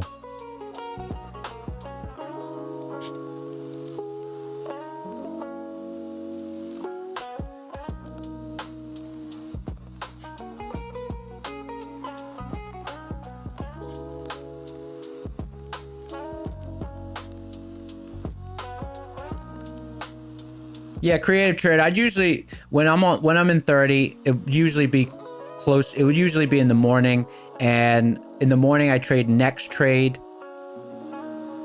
next move, the move. So that would usually be between, the smallest stop will be 18 points. The largest stop will probably be on that size, 27, 28 points. I wouldn't be taking 40 points on, I wouldn't take 40 points on 30 minis. The maximum I'd take on 30 minutes would be 27, 28 points in one trade.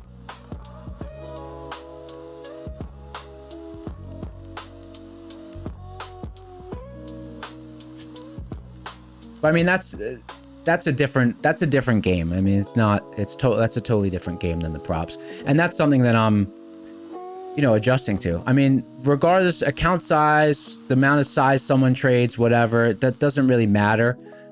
I think what I'm going through right now is just learning about the props and adjusting to how I'm going to manage trading multiple accounts, because the mental game and the execution style in a real account is different. But there's a lot of things that you don't have to think about that you have to think about with prop accounts, right? So it's a different game. It's a different game. It's not the same thing. It's like if you're really good at basketball and you've become a really good athlete. That's great. It's great that you're really good at basketball and you're a really good athlete. So you're athletic, but then I think Michael Jordan did this. Right? He's good at basketball. Didn't he play baseball for a while? Like, he was a great athlete, but he wasn't, like, his transition to baseball is different.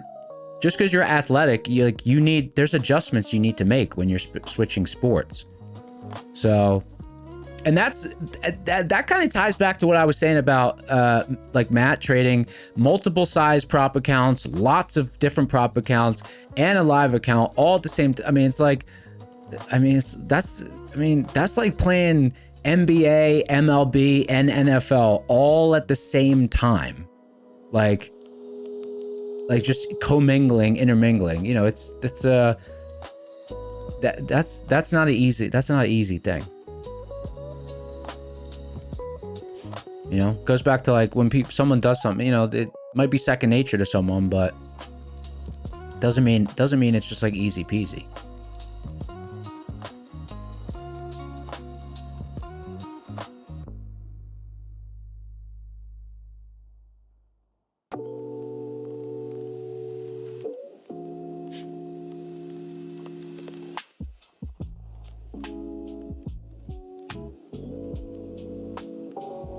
What kind of music does everyone like? I did like I like all the different genres that people submit songs for. I don't know. I'm gonna build some playlists out of all the different song submissions. Chill house, rock, blues, metal.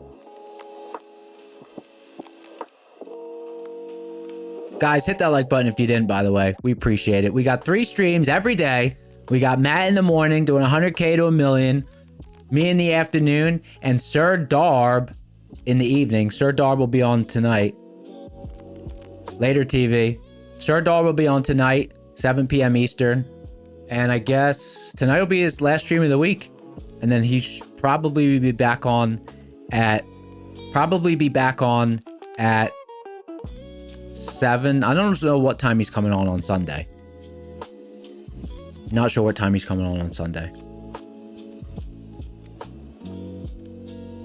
Jill from Finland liked already and won an account.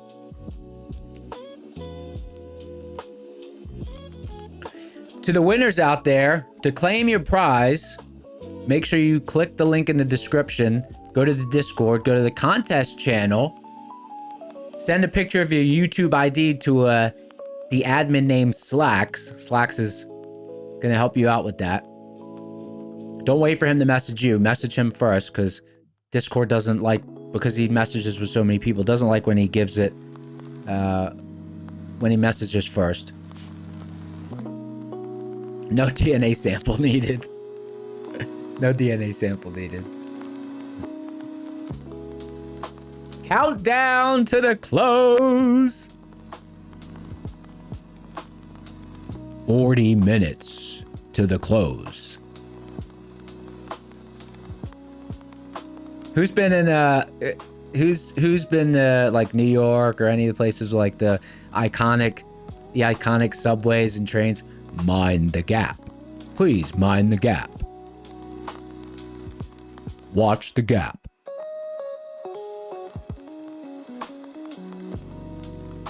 If we get above open, that what we say. Please mind the gap.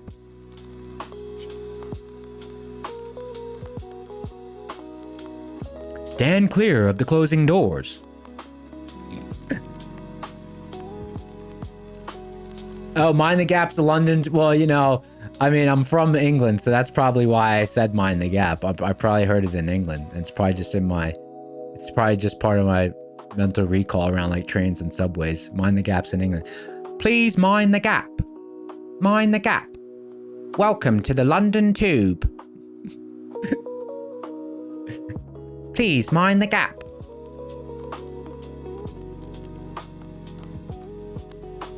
Mind the gap. That's what she said. That's actually a really good that's what she said. Excuse me, sir. Mind the gap. That's funny.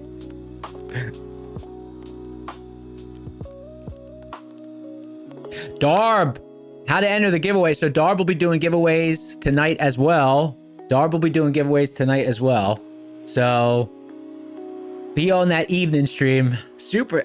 Darb's, it's been a good vibe. I've been liking the vibe. I like the vibe there. It's nice. It's cool. Like it's all like obviously the open, the most active afternoon. I mean, it obviously depends on the session, how active the morning was, where we're at with levels, because we're gonna have some volatile afternoons. They're coming. And then, you know, Darb navigating the evening markets, see what's moving. One of the things I saw him navigating, I think was it on yesterday's stream, was just kind of talking through adjustment for volatility, right? Because volatility is different after hours. And I would like the after hours session, there's a lot of, I mean, during the main session, there's a lot of variation in volatility session to session, but I don't know, like after hours, sometimes you'll get some completely regular, almost regular session volatility at the 6 p.m. open. And sometimes it lasts for quite a while. And then all of a sudden it just completely goes away. So I think part for him will be navigating just navigating that. Like, do you use a, he was trading ES. Does you use a 7-point stop? Do you use a 10-point stop? Do you use a 5-point stop? Target? You know, what's going to be best? So that's going to be interesting to watch as well.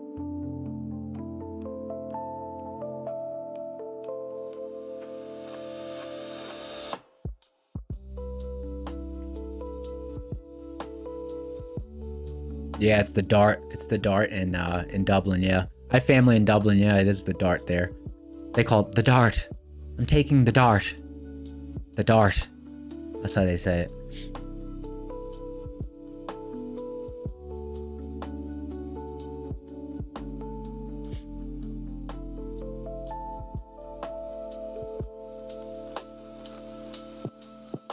Farina's in the house.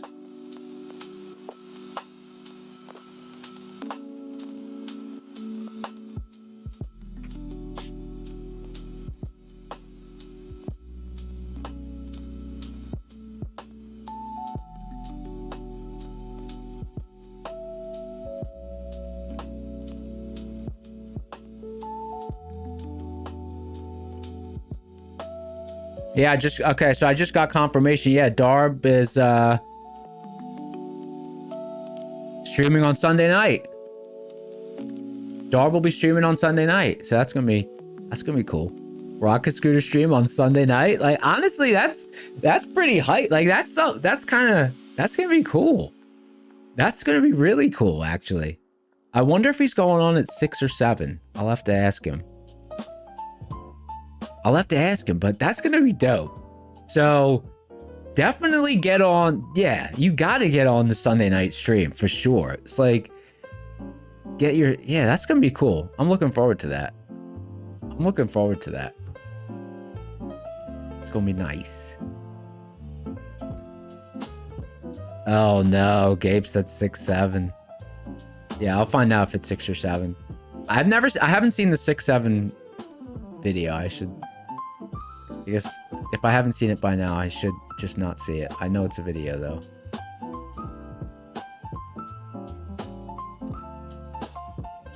He said 7 Eastern. I know it's 7 Eastern in the weekdays. 7 p.m. on Sunday for now. We'll see how it goes. That's what he said. Okay. 7 p.m.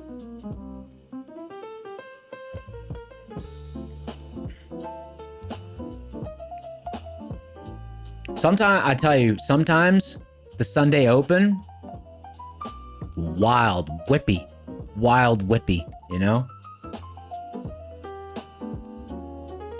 Wild and whippy.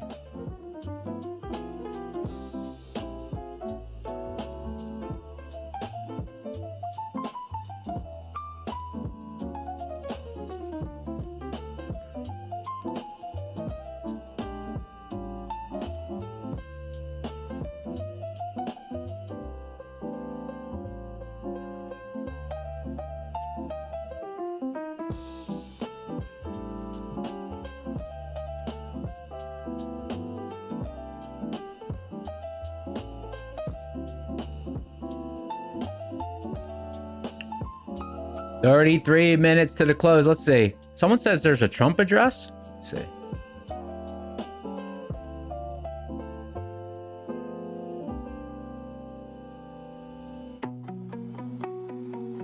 What time?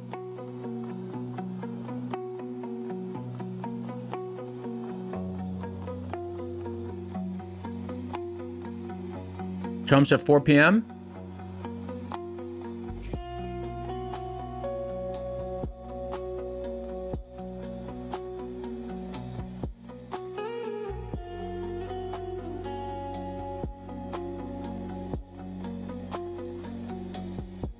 What's he talking about? What's the topic of discussion? That dude's been busy lately. That dude's been busy. All that file stuff, the redaction or whatever. I don't know. It's just I don't really follow it. If you were around yesterday, you would have heard me say, like, for news, I'll pay attention to the timing of an event, but not the output, right? The output, the chart will tell you what you need. That's what I tell myself. everyone has the news, so I'm always like, how can there be? There's no edge in it.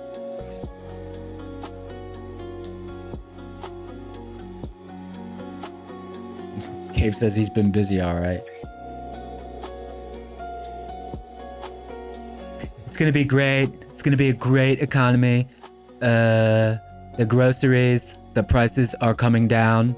They're really, really low. They're the lowest they've ever been. I think they're the lowest they've ever been. Yeah. The grocery prices are just really, really low.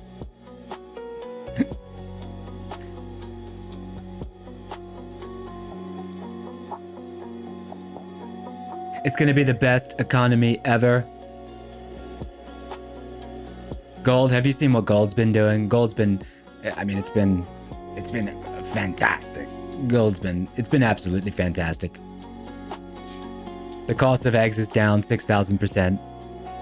It's the cheapest eggs we've seen in years. Talk about the okay, so most important thing on screen is the Rocket Scooter platform. So on the left-hand side of the screen, this is the Rocket Scooter platform. And the reason I love this platform is it has forward-looking pivots. The pivots appear on the chart at the beginning of the session, and they have well-known probabilities behind them. And it allows you to frame the session and frame the day. And it can also help if you're a trader who kind of struggles with patience or knowing where to get into a trade. Sometimes maybe you like your bias is long and you get long, but then maybe you get into a trade and trade moves against you a whole bunch, and then all of a sudden you see a big up move, but you're already stopped out. A lot of times, you'll find yourself, maybe you're right on a trade, but you just got in at the wrong place.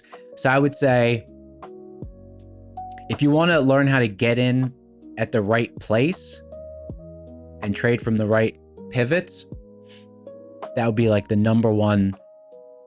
Like if I were to have 5 seconds, 10 seconds to say, why would someone use that platform? It would be because it helps you get in at the correct place, right? Place your bet at the correct place. So if you're wrong from the right place. Matt always says that, and it's a simple concept, but it's important, right? Because you could be right, but you place your bet at the wrong spot.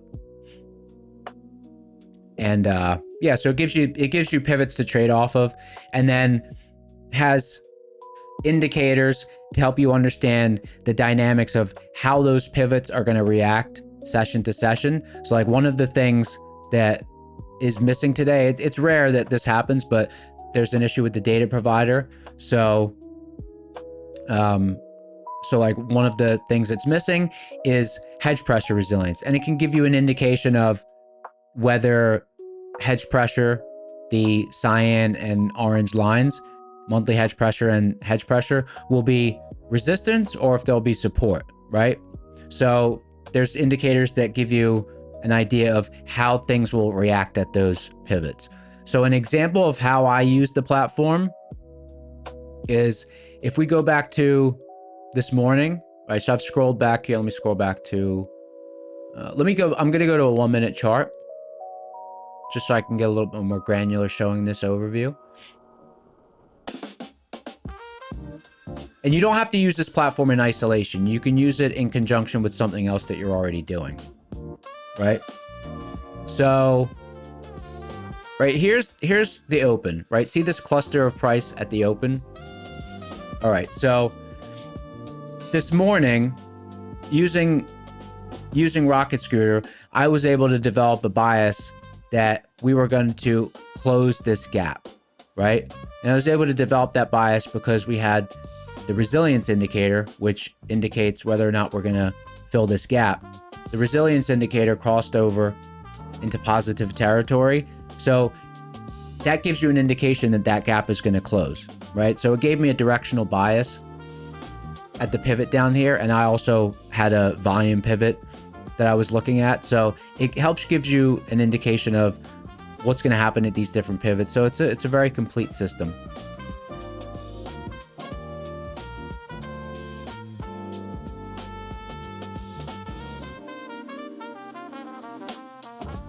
scroll back to now.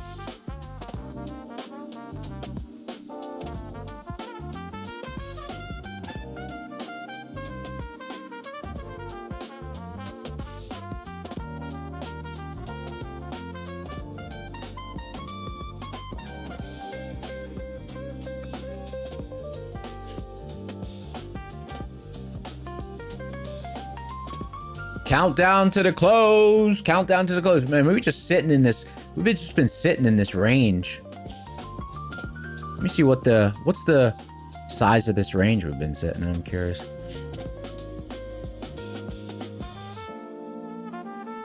Just rotation around this range all afternoon. 100 points.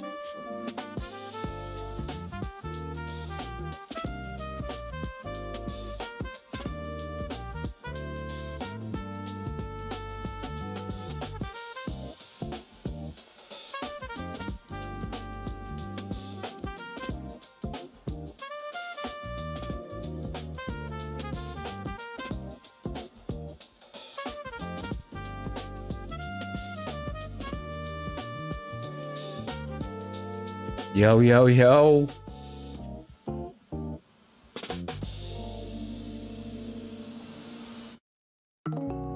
Volume slowing down, price slowing down. I'm looking at velocity here in the bottom left. As volume velocity goes up, it means it's taking a higher number of seconds for 2,000 contracts to go through. That's what this represents. So as you see this going up, it's just representing slower volume moving through the market, right? Today there was a pretty good connection between volume velocity and price velocity.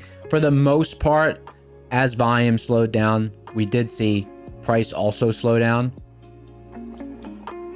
So it was a pretty controlled side. Like, there wasn't a lot of hollow action. If there was a move, for the most part there was volume behind it.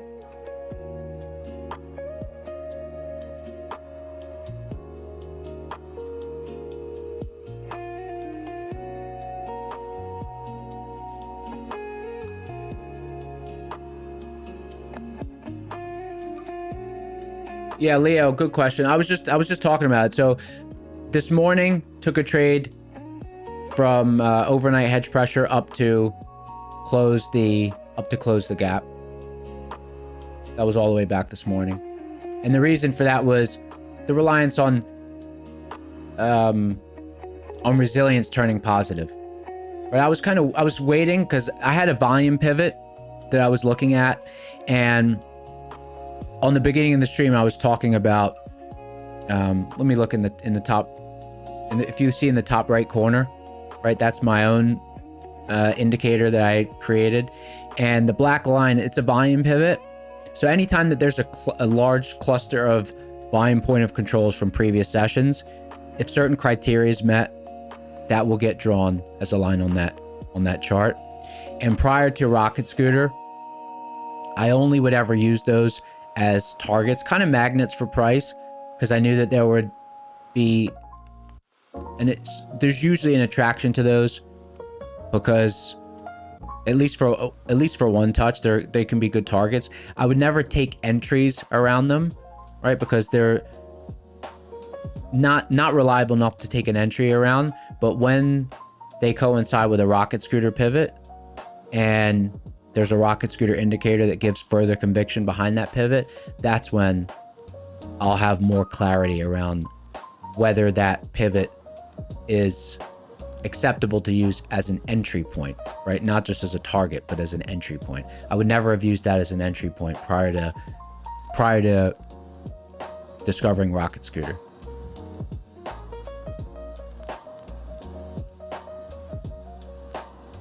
Price velocity measures the number of seconds it's taking for NASDAQ to cover 5 points in price distance. And the reason I have both of them up is because, forget the indicator for a second, just think conceptually. Imagine if price goes from, imagine you had a chart on, let's just use $10 and $20, you know, forget, or 20,000 and 25, let's use NASDAQ numbers, 25,000 and 25,100, right?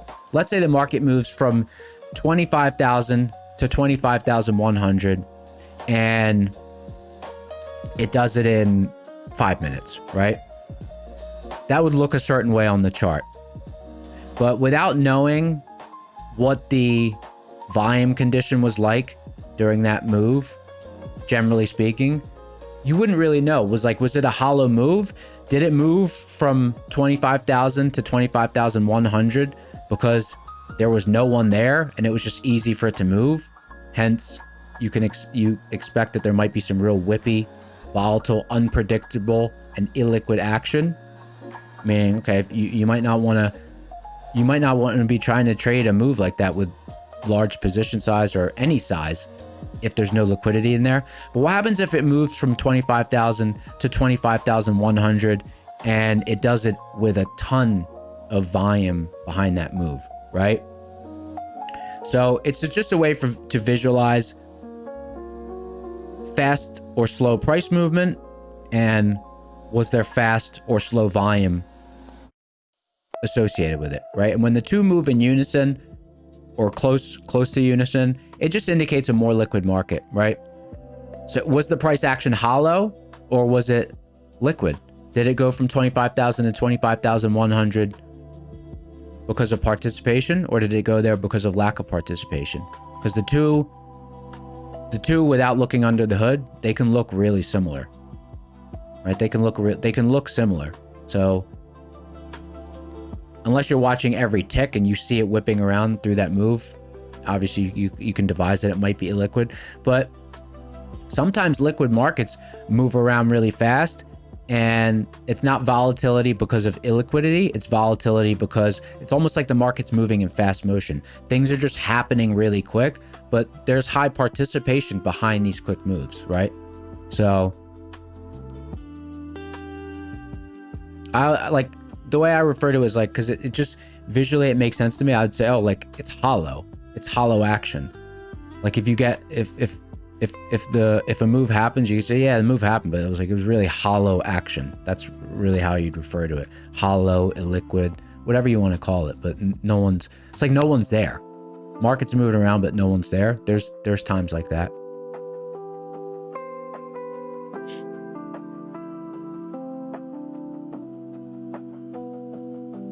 And if you haven't taken the boot camp and you find this sort of information intriguing, the VIX class in boot camp, so good. I mean, it's so good.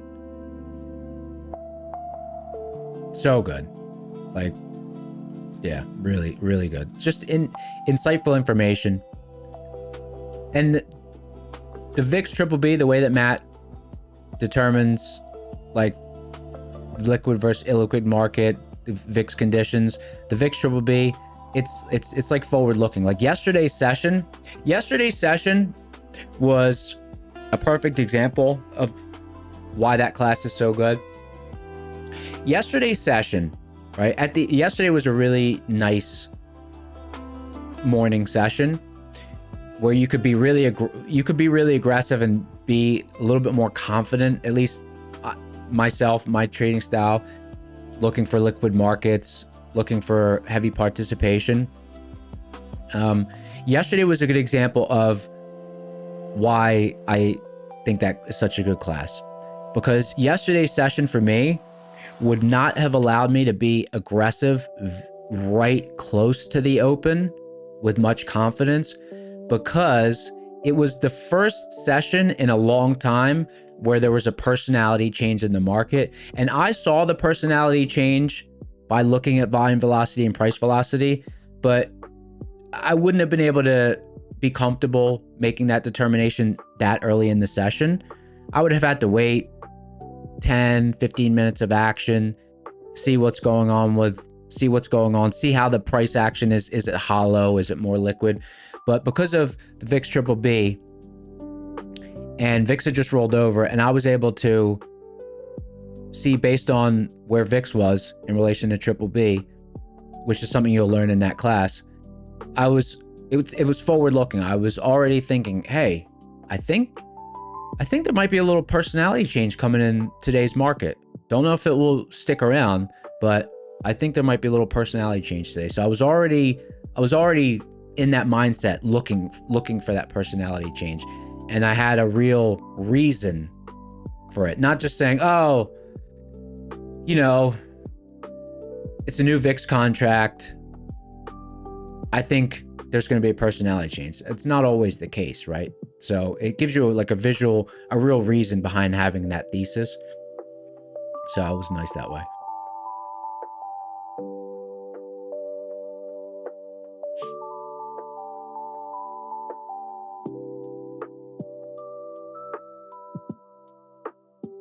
Oh, my socials, yeah. So my socials are all new for the streaming. So my socials, my YouTube, which I mean, there's nothing on there, but my YouTube. If you type in YouTube in the search bar, I mean, don't leave the stream to do it, but I mean, if you want to know what it is, you type in @NeonCucumber. You have to type in @NeonCucumber. You can't just type in Neon Cucumber because there's nothing on there, so it's not indexed.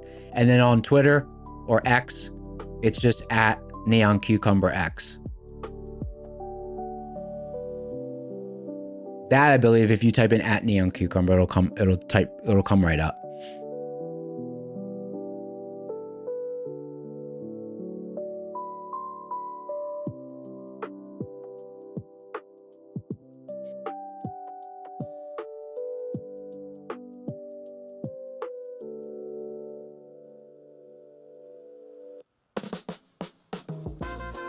With Trump talking to tonight or this afternoon, I wonder, depending on what he says, it could be an interesting session for Darb. I mean, you never know.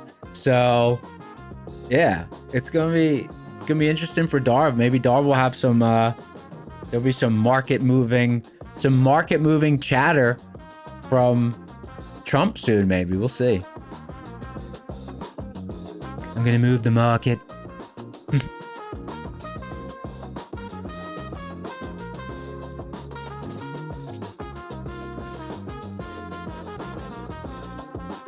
Thanks for being here, guys. It was a pleasure. I mean, I had a blast. It was nice.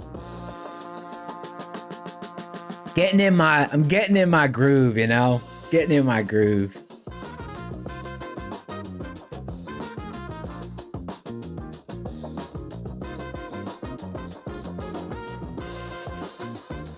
No, I tell you, that volume level held all day.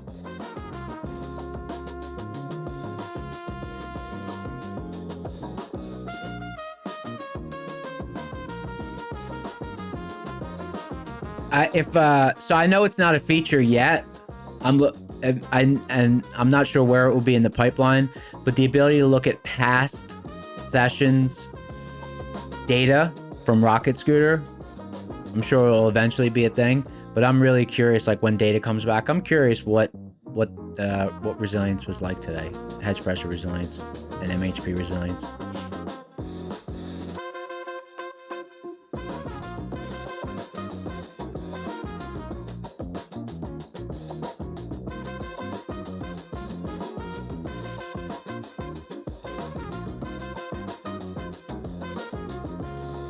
Neon Groove.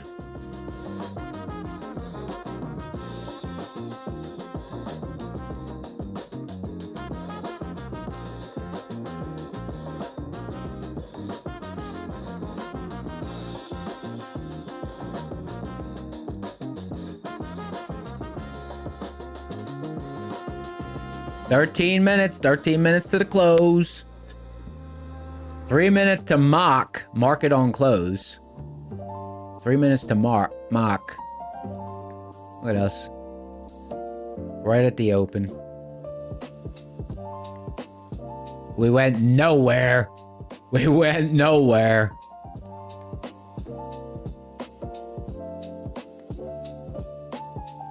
Just cleared out a whole bunch of traders, I'm sure.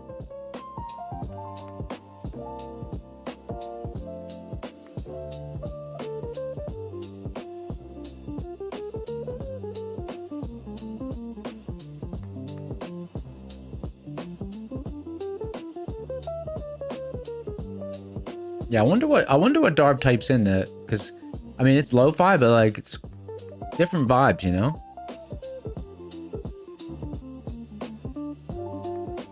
Funky beat for sure.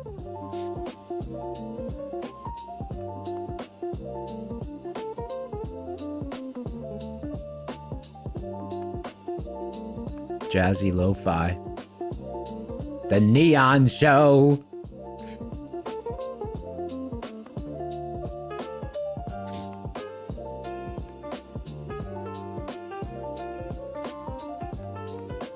One minute to mock. Market on close.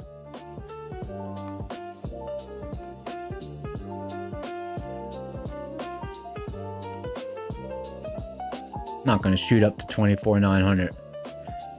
Don't do it. Don't do it.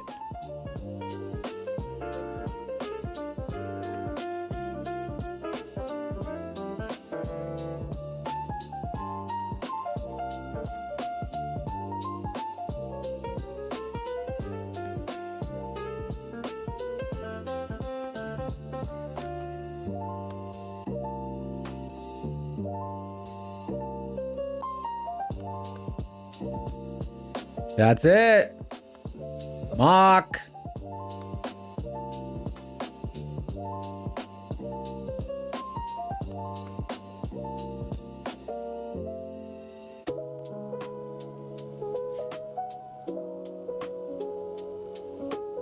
Market on close. Literally, we're at the open.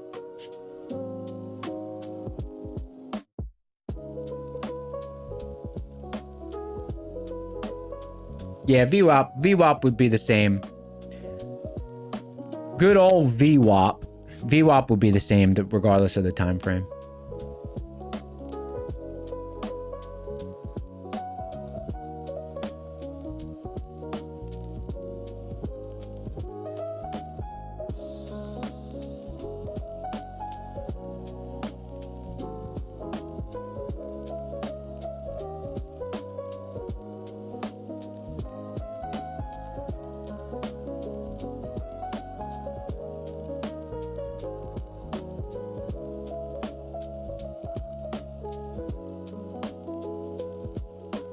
Guys, don't forget, Sir Darb will be streaming tonight, 7 p.m.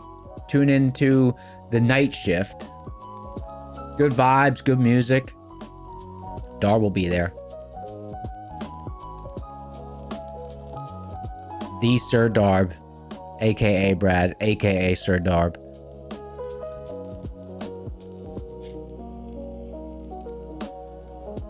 Oh, Rick, there's actually a Rick, good point, Rick. I ran into that years ago. I forgot about that. VWAP, default VWAP on Thinkorswim is slightly wrong. You can program it correctly, but you have to program it. I mean, I programmed it back in the day. I don't know if I still have access to it.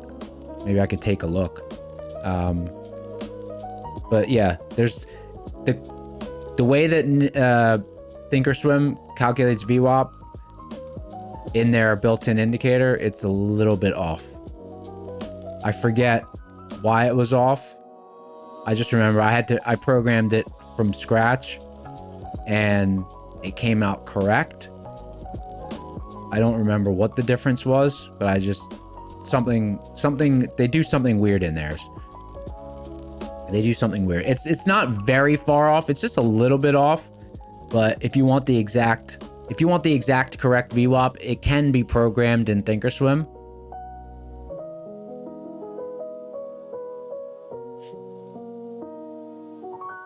Yeah, we will be. Okay, so if you want to be on tonight's stream, right, with Sir Darb, come back to the channel at 7 Eastern. But if you want to get reminded, the YouTubes can remind you. If you click on, it's already pre-scheduled, right? So you can click notify me and it will notify you. Darb's going to be streaming Asia. But Rick Rocket, it's interesting. Yeah, you brought back an old memory. I remember racking my brain. Because I mean, maybe I wasn't that familiar with ThinkScript back then. I don't remember, but I do remember like having quite a lot of frustration programming that VWAP. Even though, I mean, it's not the most complicated, like the math behind it's not complicated. I think it was just probably I wasn't familiar with the, I probably just wasn't familiar with ThinkScript enough that I could, like, I'm sure it took me several hours to program it. ThinkScript also sucks because it moves through the entire code base. It just cycles through the entire code base. It's terribly inefficient code.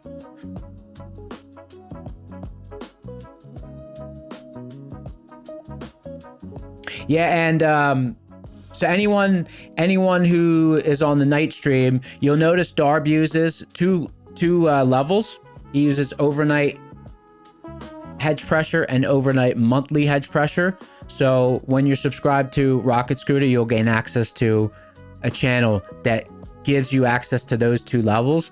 So during the day, those levels are still in play. The overnight levels are still in play. But in addition to that, programmatically, we'll have the regular session hedge pressure and monthly hedge pressure drawn. They're very powerful pivots, but Matt has a model, right? A mathematical model where he estimates those values so that we have overnight levels that we could trade off of. So those are the overnight dynamic hedge pressure and monthly hedge pressure levels. So Darb trades off of those, and I believe he also uses some, like he's navigating how to approach the night session, but I believe also maybe some volume levels are incorporated. But he uses the overnight dynamic levels, as he should. They're great levels. And the cool thing is they provide pivots the following day as well, right? So they'll come out tonight, but then tomorrow they're good to have on the chart. They'll provide some additional, like they provide a pivot as well. Actually, the cyan line on the chart right now, that's the overnight hedge pressure level.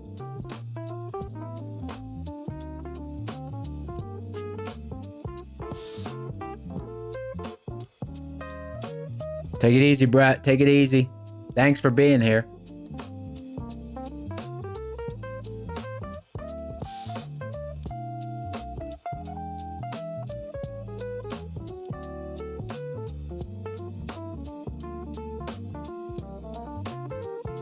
The dotted line on the chart is half gap.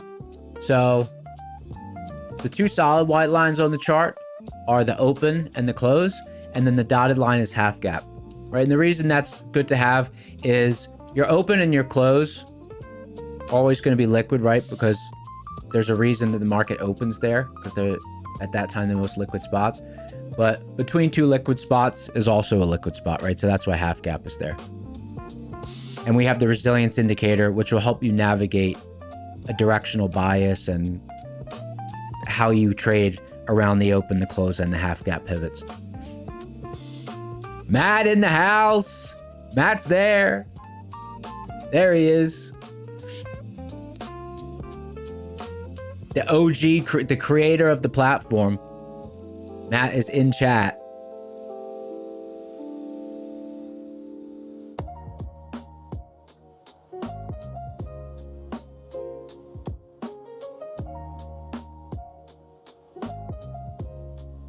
The Neon Show. Finding my groove. Today was good vibe. Good vibe. I like sitting down. It was nice. It was comfy. I was comfy.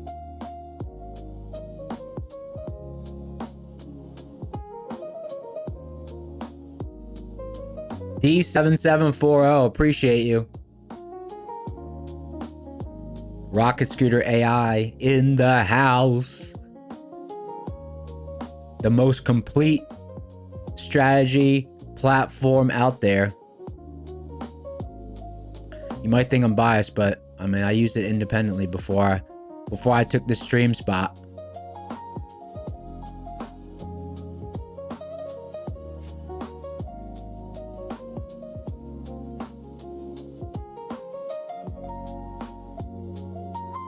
Imagine if Trump gets on right at 4 and we just start just going nuts. Like, just nuts. He just gets on and be like, we're jacking up the price of eggs. Get your eggs now. Get your eggs now. Prices are going up.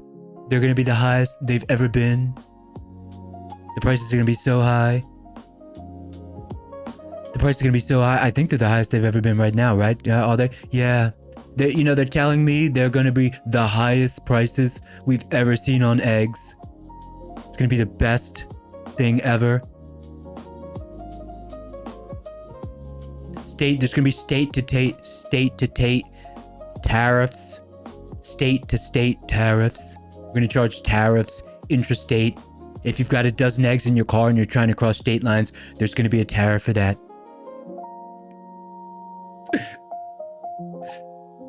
We've got a tariff for that.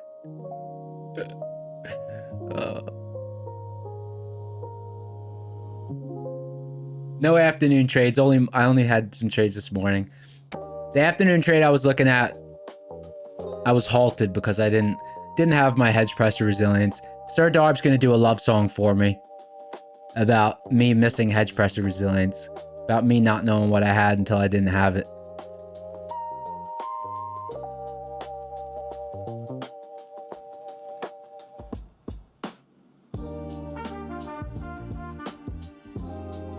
Damn, we did get back up, huh? What a sash, what a sash, what a sash. The Neon Show. Fam, thank you so much for being here. Thank you for having me. And if you weren't around when I shouted it out, make sure on the night stream tonight, Sir Darb, the night shift, he's gonna be there. Good music, good vibes, trading the overnight dynamic levels. Be there or be square. But for now, I'm out. Peace.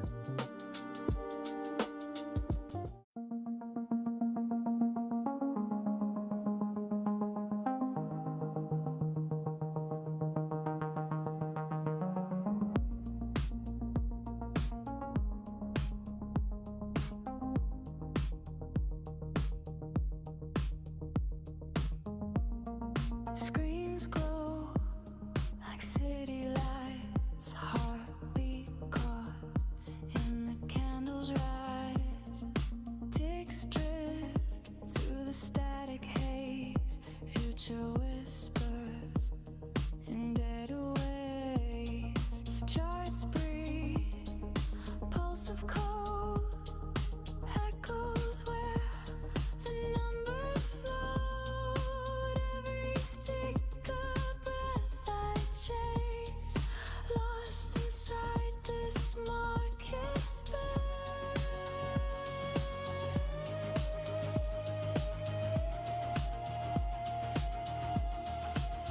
I'm trading futures, trading time. Lines of rhythm, dollar signs. In the silence I align between the noise and the divine.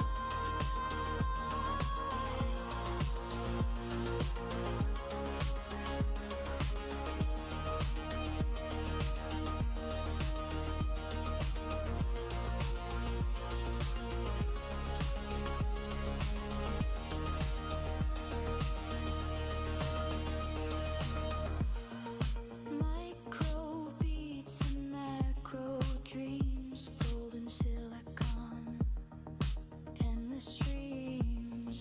Patterns form then fade away. Prophet's ghost won't ever stay.